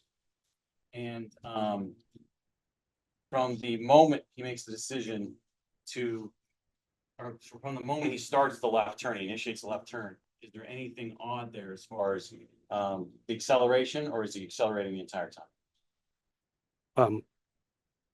So there's nothing odd about it. We calculated the acceleration rate at, not to nerd out, but about 0.15 Gs, which is exactly on line with published information for normal acceleration rates. And can you say that the time he would have had if Mr. Collins was actually going speed limit from T minus 2.5 when he starts to make that turn, if Mr. Collins is going the speed limit, Mr. Echevarria would have actually had over 5 seconds to make the turn. So it would have been plenty of time. Yes, correct.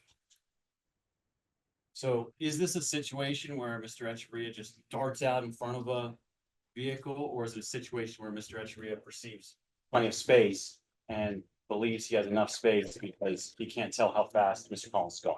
Right. It's the perception that, he perceived that he had more time than he actually did due to the approach speed of the Collins vehicle. Is it still your opinion that Mr. Echevarria's decision to make that turn was reasonable? Yes, Is it still within what 80% of the motoring public or 80% of the drivers of the road would have done? yes.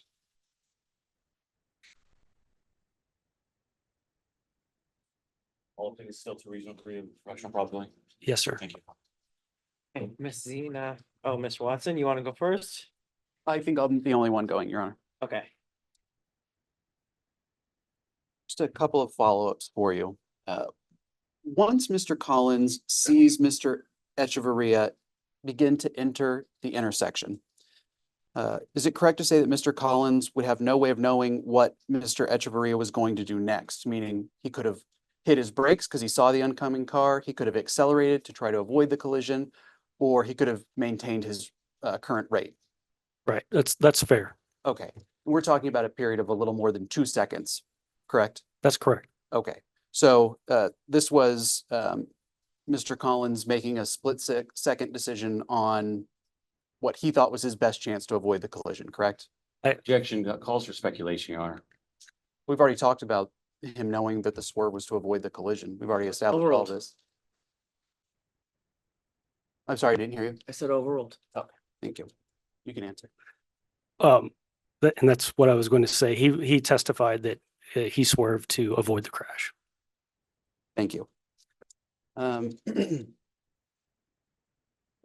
And from the data that was pulled, the 5 seconds, we never see that Mr. Echevarria made a complete stop at that intersection prior to making his left turn, correct? That's correct. Okay. We can't see a complete stop in the video either, can we?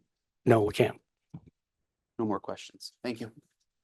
Okay, Mr. Ladah, anything additional? Just one question. Oh, I'm assuming, Ms. Zinna, you don't have any questions right now, because Mr. No, Your Johnson- Honor, thank you. Okay, thanks. Go ahead, Mr. Ladah. Defense counsel pointed out that it's a split-second decision. Did you hear him say that? Yes, I did. If Mr. Collins was going at a lower rate of speed, would it have been a split-second decision? No, everyone has more time to see, perceive, respond if Mr. Collins is traveling slower. Was it a split-second decision because Mr. Collins was going so unreasonably fast? That's correct. Thank you. Okay. Mr. Watson, or I guess, yeah, just Mr. Watson. No further questions, Your Honor. Okay, thank you. Okay, any of the jurors have any additional questions? Now is your time for this witness. You will get a chance to ask other witnesses questions during this process. Okay, seeing no one writing and no one raising their hand, I'm gonna assume no more questions. Mr. Cherry, thank you very much. You can step down. Thank you. Mr. Ladah, do you have an additional witness for today? May we Or- approach, Your Honor? Yes.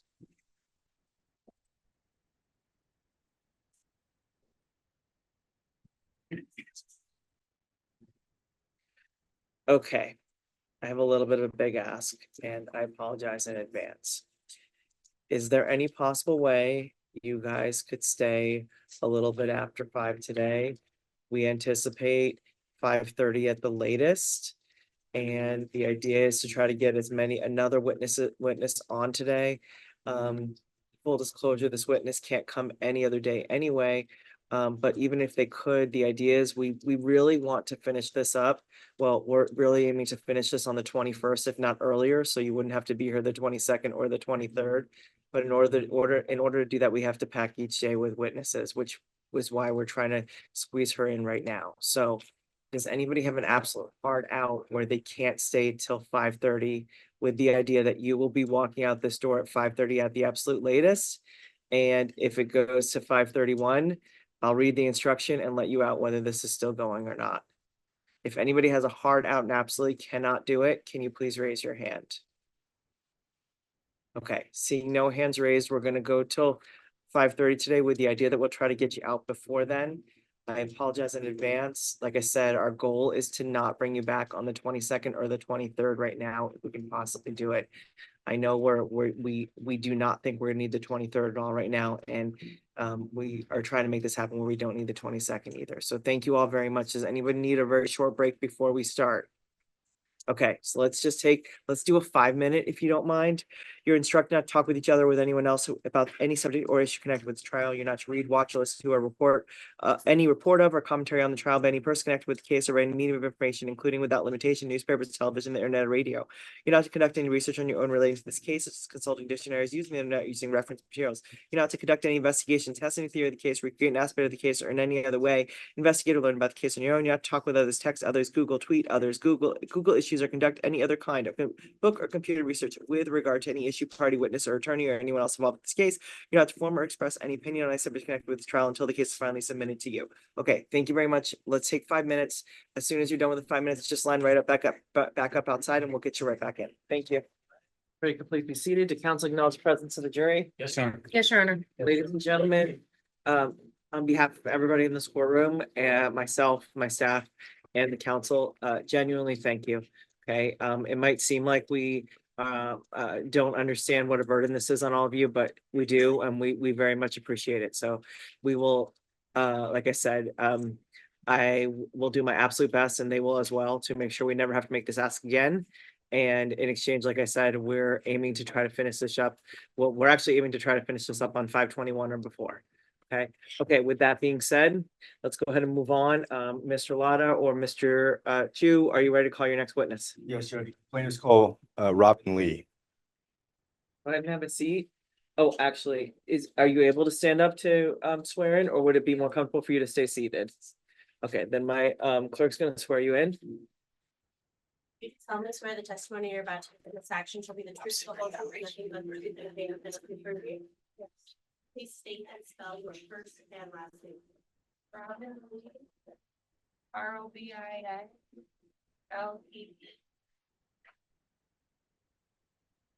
You may be seated. Be sure to bring that microphone nice and close, and the little square button is on. By Mr. Chu. Thank you, Judge. Hi, Miss Lee. Just like our jurors have been waiting, I know you've been waiting out there for a while, so we appreciate your patience, all right? Can you please state your full name for the record? Oh, can you hear it now? Is the microphone not on? Okay, my mark's Might- gonna come might just not. tap the microphone to turn it on, and then he'll back away from you. Robin Lee. Much There we better. go. Thank you Thank very you so much, much. ma'am. All right. And how are you doing today? Are you doing okay? I'm okay. I am battling cancer at the moment, but other than that, I want to be here, so I'm okay. Okay, well, some of us are on different sides here, but we're all human beings, and I think I speak for everyone when we say we're pulling for you and praying for you, and we do appreciate you being here. We're gonna push this through as quickly as we can to get everyone out of here. Miss Lee, do you live here in Las Vegas? Yes, And roughly how long have you lived here? 9 years. Where in Las Vegas did you live as of December 2020? Crescent Valley on Scorpion Track Court. All right, and in order to get to the Crescent Valley neighborhood, what major street or streets did you need to take to access or leave your neighborhood? I would take a Blue Diamond to Fort Apache to Furnace Gulch. That was the only way to get into my property. Right, so is it fair to say that you would travel through that intersection of Fort Apache and Furnace Gulch pretty frequently back at that time? Every time I left my house or came back or back and forth. And I want to take you back to Wednesday, December 30th of 2020. Did you have occasion to leave your home at some point that day? Yes, it was my day off from work and I left to see a friend and came back, was trying to come back home. All right. And roughly what time was it when you stopped seeing your friend and left to come back home? I left my friend around 3. And what kind of vehicle were you driving at the time? An old gold Lexus. And did you take Fort Apache at some point in your route back home? Yes, Which direction were you traveling on Fort Apache as you were heading back to your house that day? southbound. And then to get to your neighborhood from the southbound Fort Apache, did you have to turn from Fort Apache onto Furnace Gulch? Yes, In which direction was that turn? left.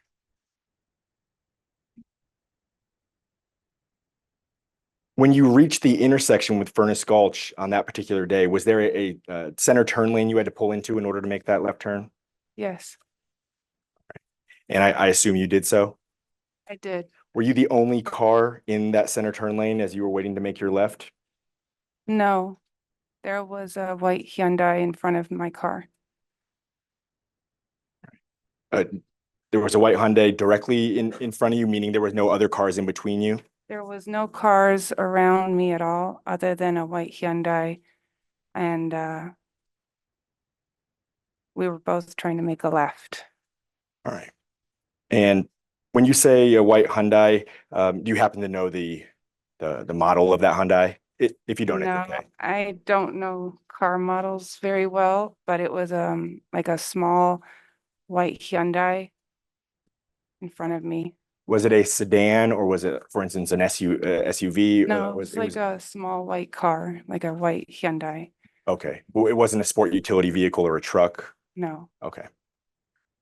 And if I told you it was a Hyundai Accent, would you have any reason to disagree with that? I don't know car model. All right, fair very enough, well. fair enough. Just, yeah, So it sounds like you and your Lexus, and then in front of you there was you said a small white Hyundai, and the two of you were waiting there to make a left onto Furnace Gulch off of southbound Fort Apache. yes. All right, and while you were waiting to make that left turn, did any vehicles pass through the intersection coming toward you from the opposite direction on Fort Apache? Yes, a few cars did pass me by on the left-hand side, the Okay. opposite direction. When I hear the word few, I think three. Would that be your best estimate? Yes, Okay. And as you were waiting in that center turn lane on Fort Apache, waiting to turn left onto Furnace Gulch, where were you looking or what were you focusing on in that moment? I was looking straight ahead. And why were you looking straight ahead? I like to be a safe driver at all costs. Yeah, I'm always good about looking at my surroundings and making sure everything is safe. And yeah, I was just looking straight ahead. Are you looking for oncoming traffic because you're waiting to make that left turn? Always, yes. And the vehicles that were coming in the opposite direction of Fort Apache through the intersection, were you able to see them clearly? Yes. Okay. It's a country road, so it's wide open, easy to see everything. Now you were behind the small white Hyundai, correct? Yes. All right. So were you able to see these cars coming in the opposite direction of Fort Apache toward you, despite the fact that you were behind this white Hyundai? Yes, I always keep a safe distance between me and whoever is in front of me, and I'm able to see everything. I just like to be precautious that way. Okay.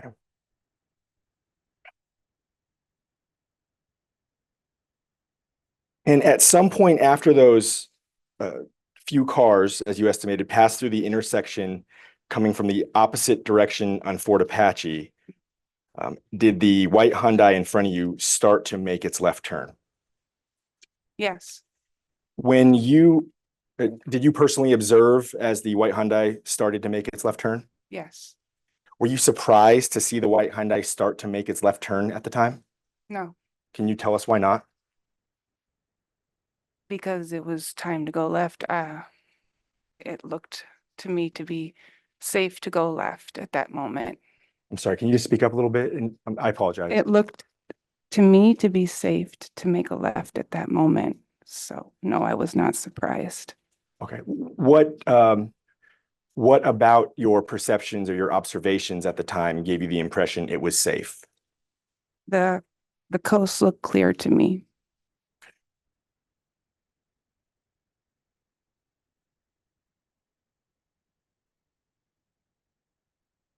Okay. And can you explain to us what you observed next? I'm going to try to shortcut this a little bit. From the time that you saw the Hyundai start to make its left turn, go ahead and walk us through what you observed, and I'll stop you where I think it's appropriate. So everything happened extremely fast. It was almost as if, you know, a meteor struck or something like that is the best way I could describe it. Kind of like a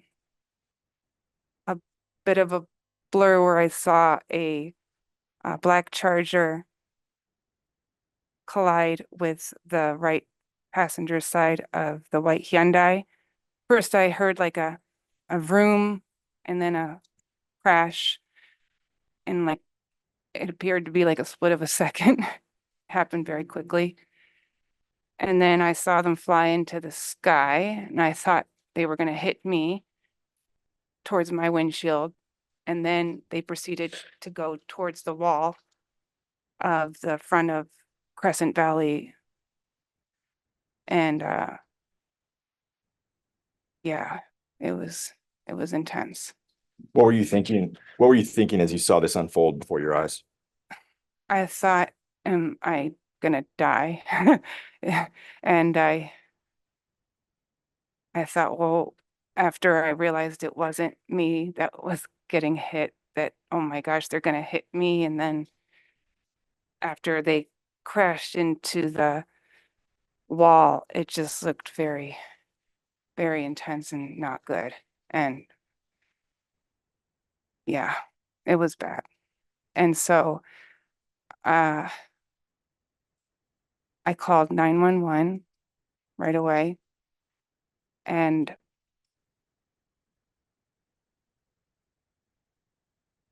I thought maybe the cars were gonna explode because the crash was just so intense and violent, if you will. So I didn't want to like walk or go over there until I knew it was safe. So I slowly then pulled my car into Crescent Valley and made a left, parked my car while still talking to the police. And then I went, Let me stop you there to clarify. Were you talking to 911 still? yeah, Okay, go, 911. go ahead. I'm sorry to cut Yeah. you off. And then I walked to the left side of the crash to see if anyone was okay. And then in that moment, I saw the driver of the Charger run out of their vehicle, holding their chest, looking like in a panic, and run down the street, with which I followed them while still talking to 911. I was wanting to make sure that they were okay and wasn't sure why they were running, but was following like to make sure they were grabbing their chest that they were all right. Then when I deemed that they were all right, because they eventually stopped running, and I then went to go check on the other driver from the other vehicle. And I couldn't see how they were on the left side. So I went to the right side of the crash and I still couldn't see if the driver was okay. Or passengers, I didn't know. So then I realized I couldn't see if anybody else was okay. So I still talking to 911 and I couldn't hear anything. So I said, please, something to the nature of, please hurry, I think they're dead. And then I got off the phone with 911. Excuse me. I got off the phone with 911 and proceeded to help myself into my neighbor's yard to see if I could get at a better angle to help the other passengers. And then I ran into, I guess, a man that was calling 911 as well. And I said, I already called 911. And then I wasn't worried about them. I was just worried about making sure I could get to the other vehicle, in which I finally was able to get to the other driver of the white Hyundai.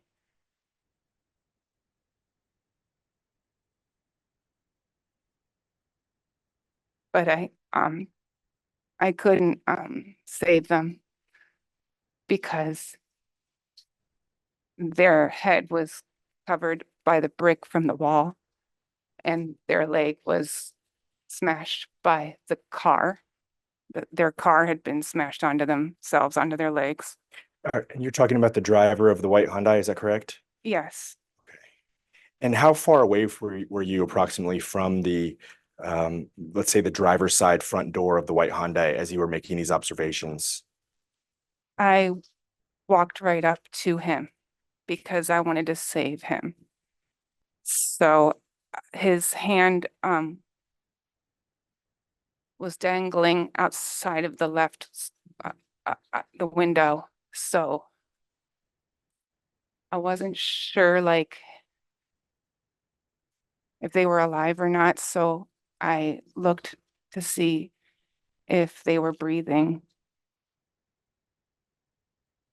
It's what I do when my son, when he was a baby, sleeping to make sure he's breathing. So I went to check, and I'm a jeweler, so the first thing I notice in people is jewelry, and I noticed that they had a necklace on that was red, white, and blue, and it was moving on their chest. So then I knew that they were still breathing.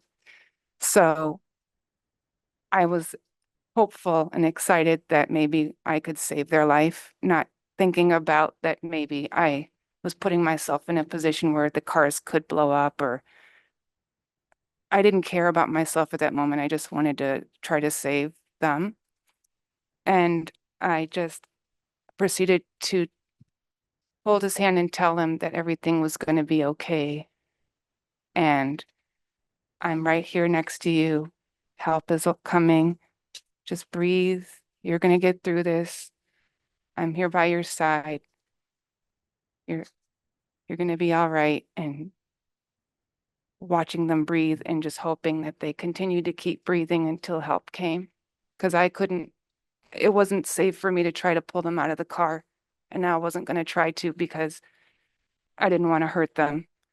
And then a few minutes later, I'd say, firemen came, and then they made the same mistake as I did and went the wrong way, like to the left of the cars from the Fort Apache side. So I said, over here, hurry, over here. And then the firemen came and jumped into my neighbor's yard and kicked me out, and everyone else that then had came. Like, I guess people heard at that moment all of the commotion. So there was lots of people outside now at this moment. They kicked all of us out, and then I ran to speak to a police officer, and then I was told to go home. I appreciate you taking us through all that. It was helpful to understand what you observed, but also for the sake of us getting through this efficiently. I'm going to go back and just ask you a few questions to make sure I understand all of your observations, and I'll try to go in order. Okay. When you first observed the collision, I think you described it, used the term meteor, I believe. At that moment, I think you said that you had this fear or feeling that you could have died or you might die. Can you tell us what you mean by that? I felt like that could have been me, because I would have made that left. And then again, when they were flying into the sky, they looked like they were gonna come towards me into my windshield. So again, I felt that could have been me.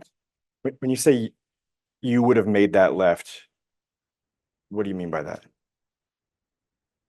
From what it looked like to me, you know, the coast was clear and I would have made that left. If you were in the position of the white Honda, if you were first in line at that intersection, are you saying you would have made the same left turn Yes, I at the would have. same time that the Hyundai made it? Yes, I am saying that. And then afterwards, you pulled over and you got out and you walked over towards the vehicles. Is that right? Yes, And you said you saw the driver of the, you're calling it a Charger. I believe Yes. it's a Challenger. Is that right? Oh, Okay, any reason to dispute that it was a Dodge Challenger instead of a Charger? I know it's a little small detail. again, I don't know cars like that very well. I'll just call it the black car. I think we're on the same page. Yeah, I believe you said you saw the driver of the black car get out of his vehicle. Is that right? correct. Right away, ran out of the car. Like, yeah, Okay. Um, at any point, did you see the driver of the black car go over to check on or to get close to where the driver of the white car was positioned?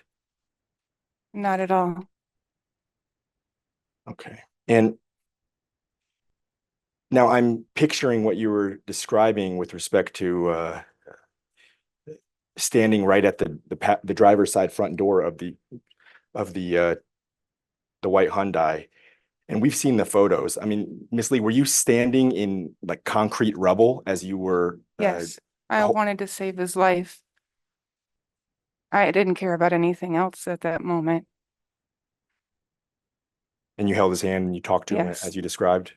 Yes, I wanted him to hold on because if I had been that other person, that's what I would have wanted. Now, at the time, did you know that the person driving the white Hyundai was a gentleman by the name of Eric Echevarria? No, Did you know anyone in his family? no.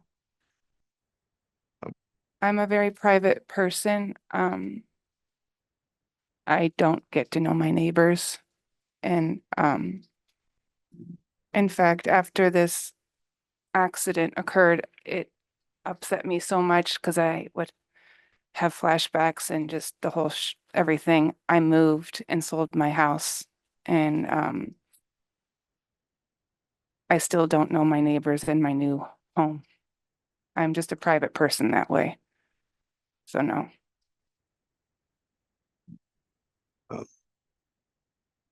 And you understand you're not a party to this lawsuit. You're just here as a witness, right?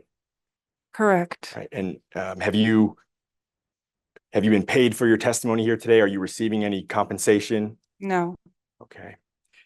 Other than a free 5 hours, 4 hours of waiting at the courthouse, I guess, right? yeah, Well, I know this was a hard experience, both the crash itself and testifying in court for a number of reasons. Again, we all appreciate you and your willingness to be here. And I don't have anything further, so I'll pass the witness. okay. Anybody from the defense? Are you? Are you prepared to go? Yes, sir. Okay, so Mr. Paterno. Go ahead. Oh, Mr. Jurani, sorry, calling you first name, I'm sorry. Good afternoon, ma'am. Thank you for being here. I know it's very difficult. It would be difficult under any circumstances, but I won't be too long. Okay. My name is Paterno Jurani. I'm one of the attorneys for Zaon Collins.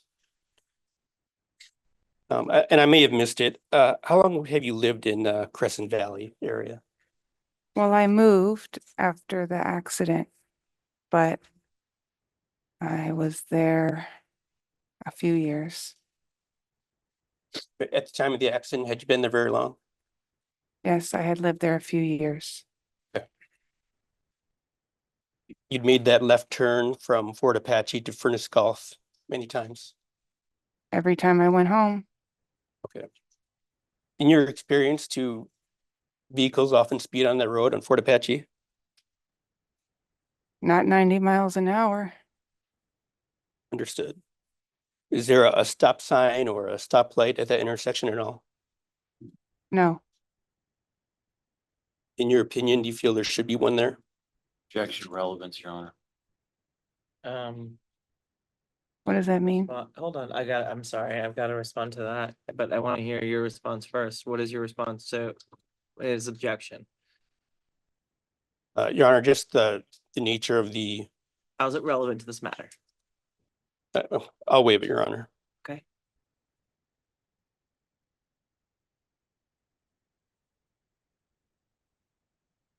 Ma'am, on the day of this accident, was the You said you left your friend's house about 3 o'clock, is that right? Correct. When you got to the area of Fort Apache and Furnace Gulch, about what time was it? Probably 3:20. So it was daylight, is that right? Correct. Was the weather clear on that day? Yes. It was a beautiful day.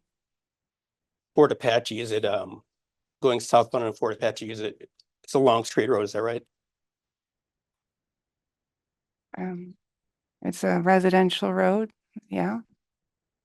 At the area where you would be at the intersection of southbound Fort Apache and Furnace Gulch, it continues straight on southbound Fort Apache, is that right? For a relatively long time. I never really drove down there, but it goes straight. Yeah. Would there be any reason for any obstruction, any reason for your view not to be cleared down southbound Fort Apache on that day? It was a sunny, beautiful day, which is why I was outside with my friend earlier that day. So no, it was a clear blue sky. Okay, and you said you were behind a white Hyundai, is that right? Yes, Waiting to make a left turn, correct? correct. Did it have its left turn signal on?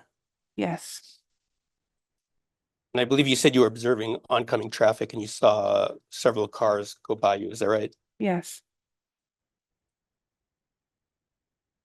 Do you recall a white car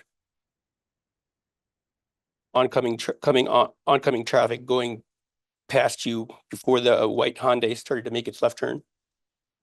I saw a few cars. As far as remembering colors of vehicles,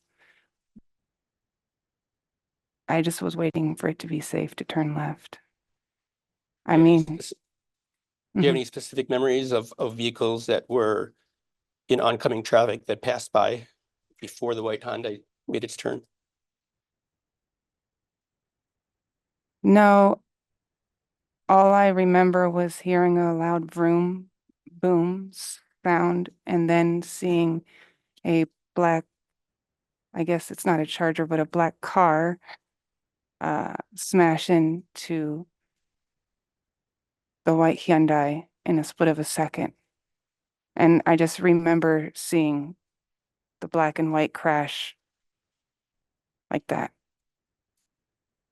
You recall the white Hyundai making its left turn immediately after a car passed it in oncoming traffic? No, I remember we were waiting about 30 seconds or so, and then the coast looked clear to make a left.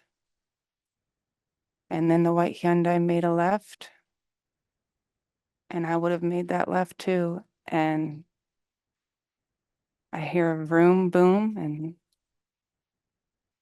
next thing you know, there's a crash, like in a split of a second.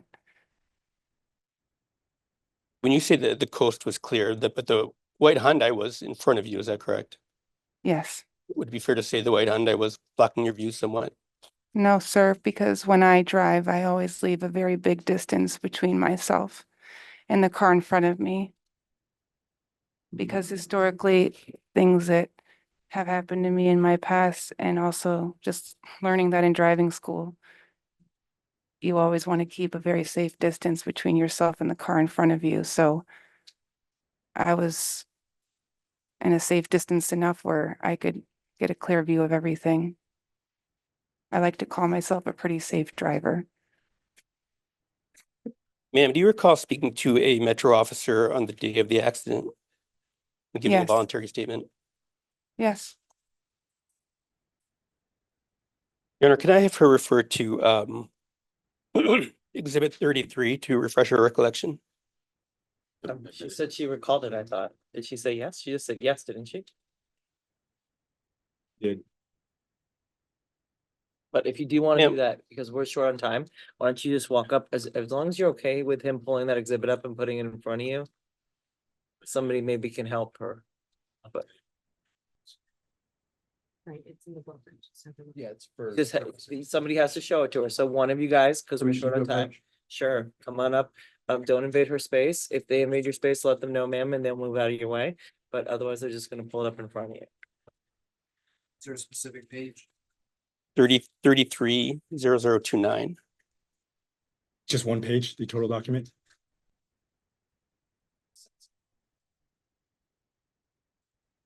Oh, you're good. Thank Starting you, on, Mr. Watson.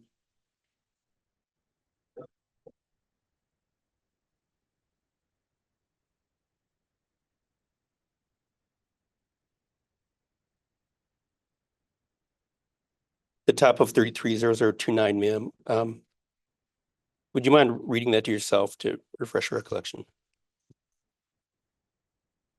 And the point of view is pretty far, so maybe they were caught in my blind spot. I don't know, right? But they just fucking appeared from the sky like a fucking meteor, No. right? Huh? To yourself. Oh, sorry. Ma'am, do you recall speaking to the, Okay, that's not an admitted exhibit, so I'm just gonna ask you to disregard what she just read. Okay, ma'am, does that refresh your recollection as to what you may have told the Metro officer about whether or not your view may have been obstructed? Say that again, I'm sorry. Does that refresh your recollection about what you may have told the Metro officer about whether or not your view may have been obstructed?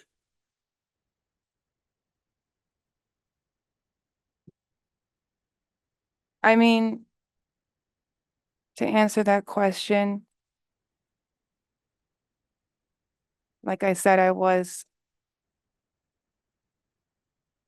in a good space between myself and the vehicle in front of me, the white Hyundai. But if, all transparency and honesty, right?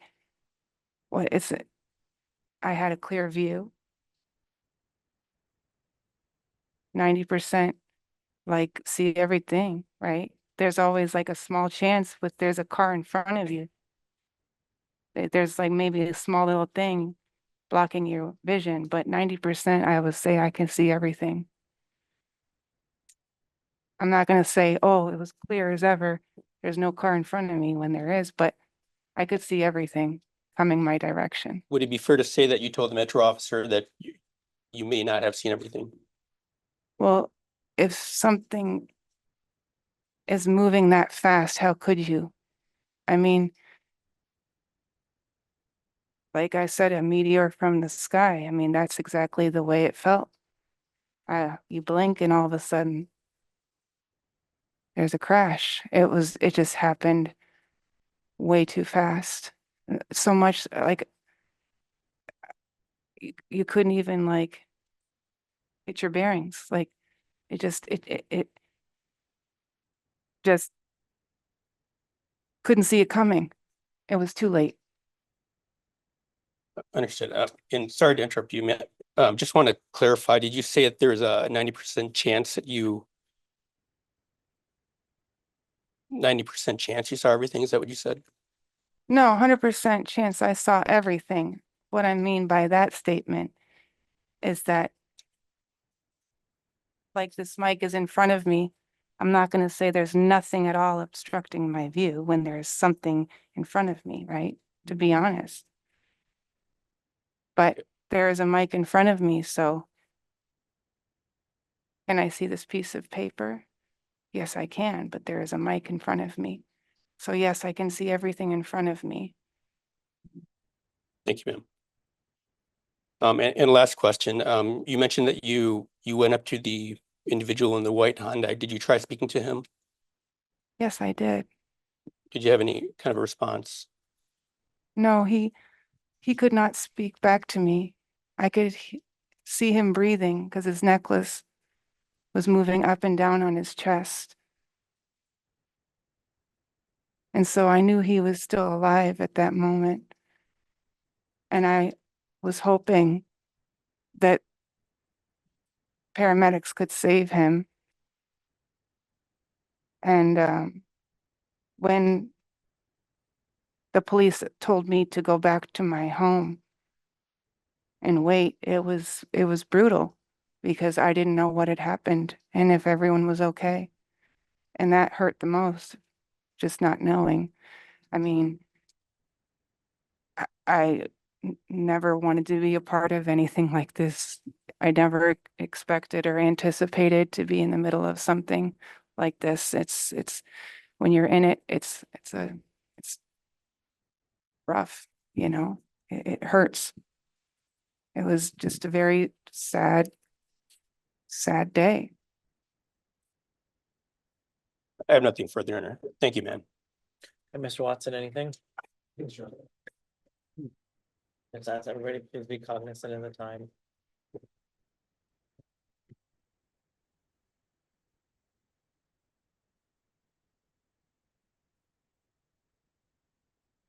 Good afternoon, Ms. Lee. Yes, hello. My name is Tyler Watson, and I am representing defendant Marvin Collins. Marvin, would you do me a favor and stand up, please? Ms. Lee, do you have any memory of ever meeting this man? Never in my life. Sit down. No memory of him being on the scene during this incident? No, I was asked to leave the scene. Okay, but prior to that, you didn't see him there? He wasn't No. involved? Okay.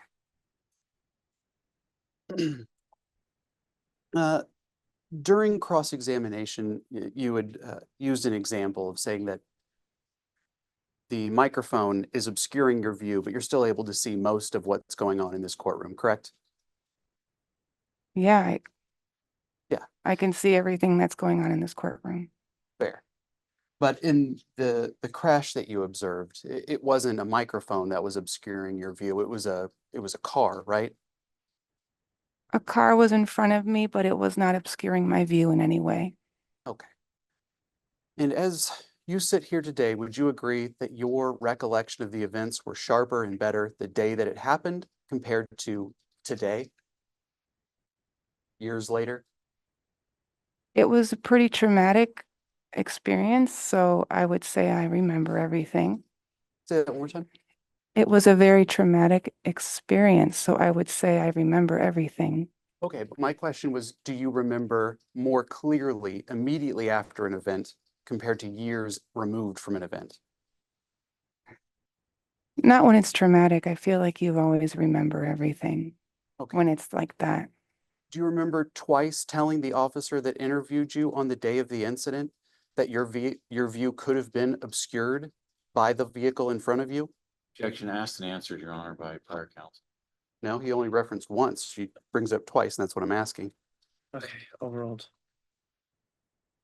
You can answer the question. Can you repeat the question? I'm sorry. It's okay. Do you remember telling the officer not once, but twice that the reason you didn't see, one of the potential reasons why you didn't see the Dodge was that it could have been in your blind spot? At that moment, when I was asked about the accident, you know, I would have made that left. So, because it all happened so fast,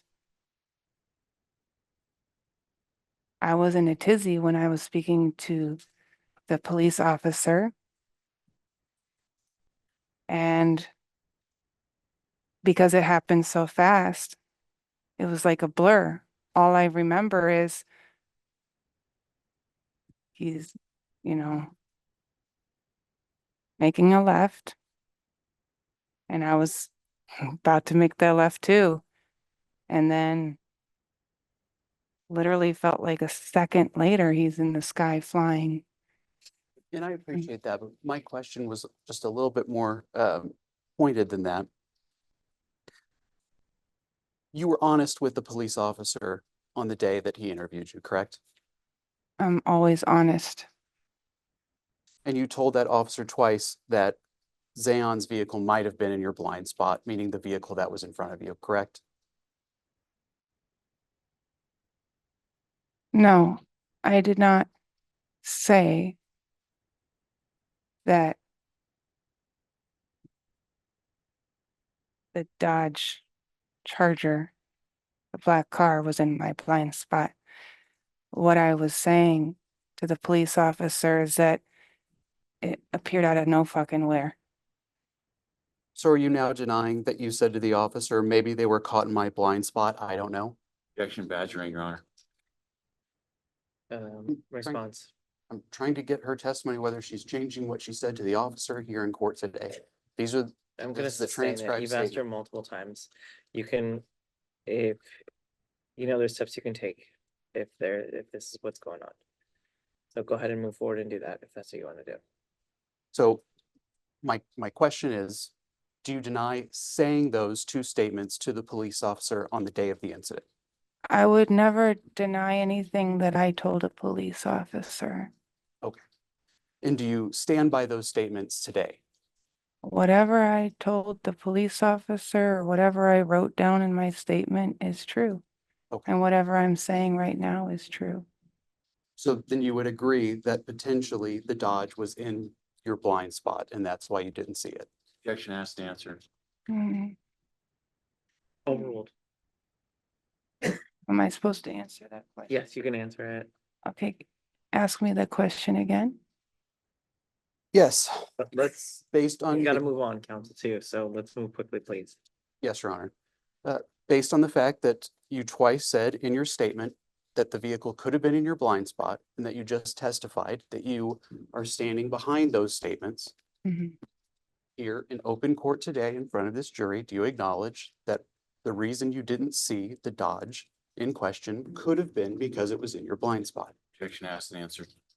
I mean, it's a loaded question, so I'm It's gonna fine, give you a just loaded loaded. answer. I mean, when a car is going 80, 90 miles an hour, how could you see it coming? And then, yes, just like this mic is in front of me, there was a car in front of me. So that's a multi-loaded answer for your multi-loaded question. Your Honor, I'd move to strike as unresponsive to the question. The question is simply whether that testimony that you gave or that statement that you gave on the day of the incident is still your testimony here today, that it could have been that you didn't see the vehicle. Well, I because it couldn't was in see your a blind spot. vehicle if it's going 90 miles an hour. Could you? Move to strike as non-responsive. I'm not gonna strike her response. She is responding to your question. I know she's not giving you the response you want. Or exactly how you want it, but she is responding. So, I'm gonna overrule that right now. And we only have a couple more minutes, so if you want to give the jury a chance to ask her questions. Okay, just wrapping up then. At least on the day of the incident, you acknowledged to the police officer twice that the vehicle could have been in your blind spot. True? Objection asked and answered, Your Honor. I feel like I answered that already, but Overruled, it's okay. Answer. I thought I already answered it. Could you please answer the question now? If a car is going 90 miles an hour and can I observe every instance of that vehicle driving towards me? When it felt like a flash, like a meteor, like I told the officer? How could I pay attention to something that's flying like that out of no fucking where, like I said? So Question, if you'll recall, was just, do you acknowledge that you said twice to the officer on the day of the incident that it could have been in your blind spot? That was the question. Same objection, Your Honor. At this point, sustained. Let's move on, council. Okay, one last question. Is it your testimony that vehicles become impossible to perceive if they're traveling between 80 and 90 miles an hour?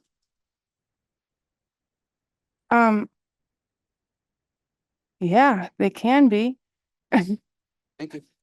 Okay, Mr. Ladah, any additional questions? Or Mr. Shu, keep in mind, you literally have 2 minutes for this witness when I tell the jury. I'll try to use one, Judge. Ms. Lee. I believe you said you estimate you had about a 90% field of vision based on the way you were positioned behind the light. Is that right? Yes, And with that 90% field of vision, you testified that I believe you specifically recall 3 vehicles passing coming toward you in the opposite direction of Fort Apache through the intersection, correct? yes, And you saw those vehicles clearly from a distance, is that right? yes.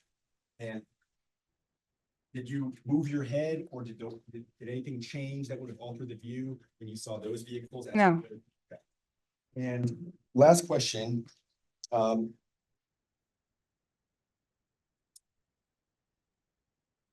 you remember telling the officer that you yourself were about to make that left turn?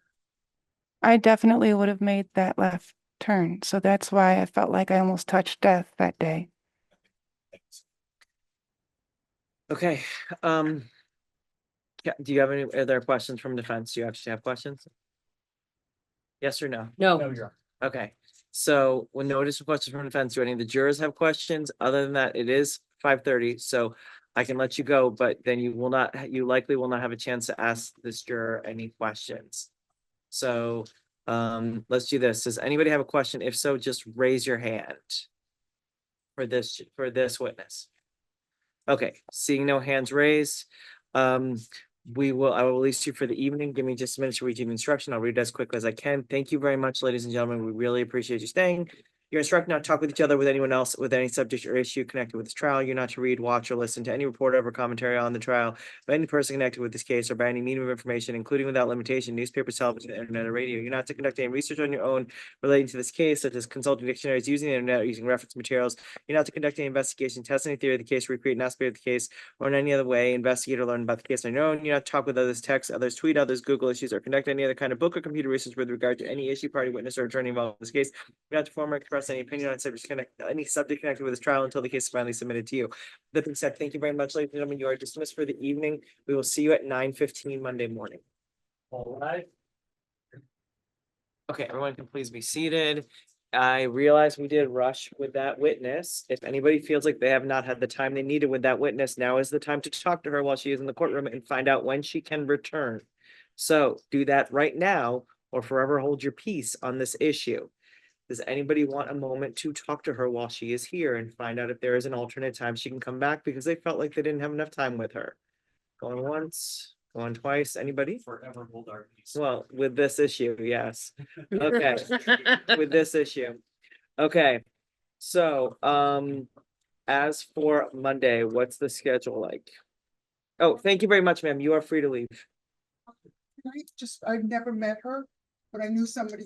You can I do, knew somebody okay. stayed with I me. don't think she's being called again in this case. Is everybody confirming she will not be called again in this case? Yes, sir. Okay, so if you would like to talk to her and she is Okay. able to talk, willing to talk to you, you can go ahead and follow her out of the room if you would like and speak outside.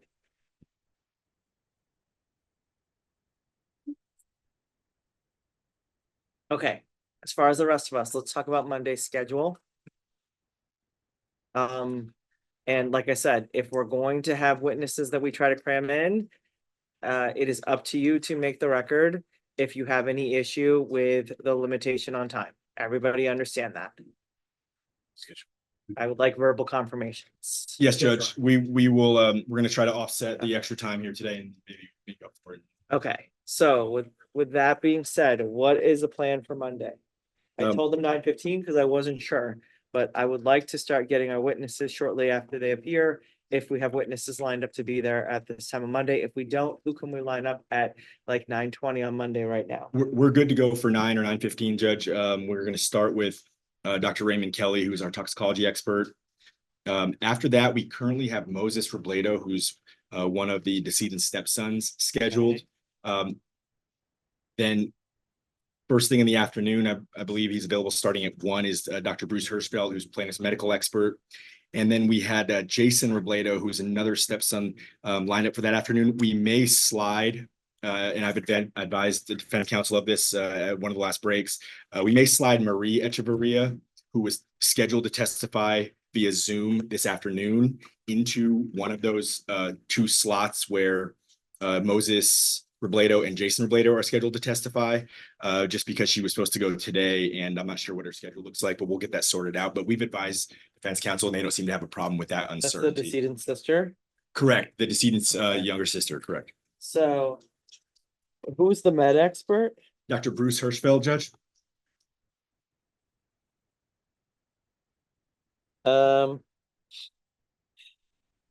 Do you have copies of the following for the experts that are going to be on the stand on Monday? Expert reports any depot transcripts and any of their files that have been produced? Judge, we have copies of their reports. Neither of them were deposed. To my knowledge, neither file was requested. I don't think either was produced. I don't think that's been an issue that's come up. Do you have copies of their reports I can have tonight? I do not, I apologize, Your Honor. Okay, You know, do me a favor. I think I might have clean copies. Okay, you have See, a copy, yeah. great. Actually might for Hirschfeld and, These were, yeah, that's totally fine, totally fine. We have to screen those for highlights and annotations, please. right. I actually have clean copies of both. No problem. I'll take a look. No, you're Trust good. you. We're just kidding. I don't believe I did. I would be surprised, but yes, I'm good. Gift cards in there. Thank you, thank you. Thank you. This is both of them, perfect. Okay, so other than those reports.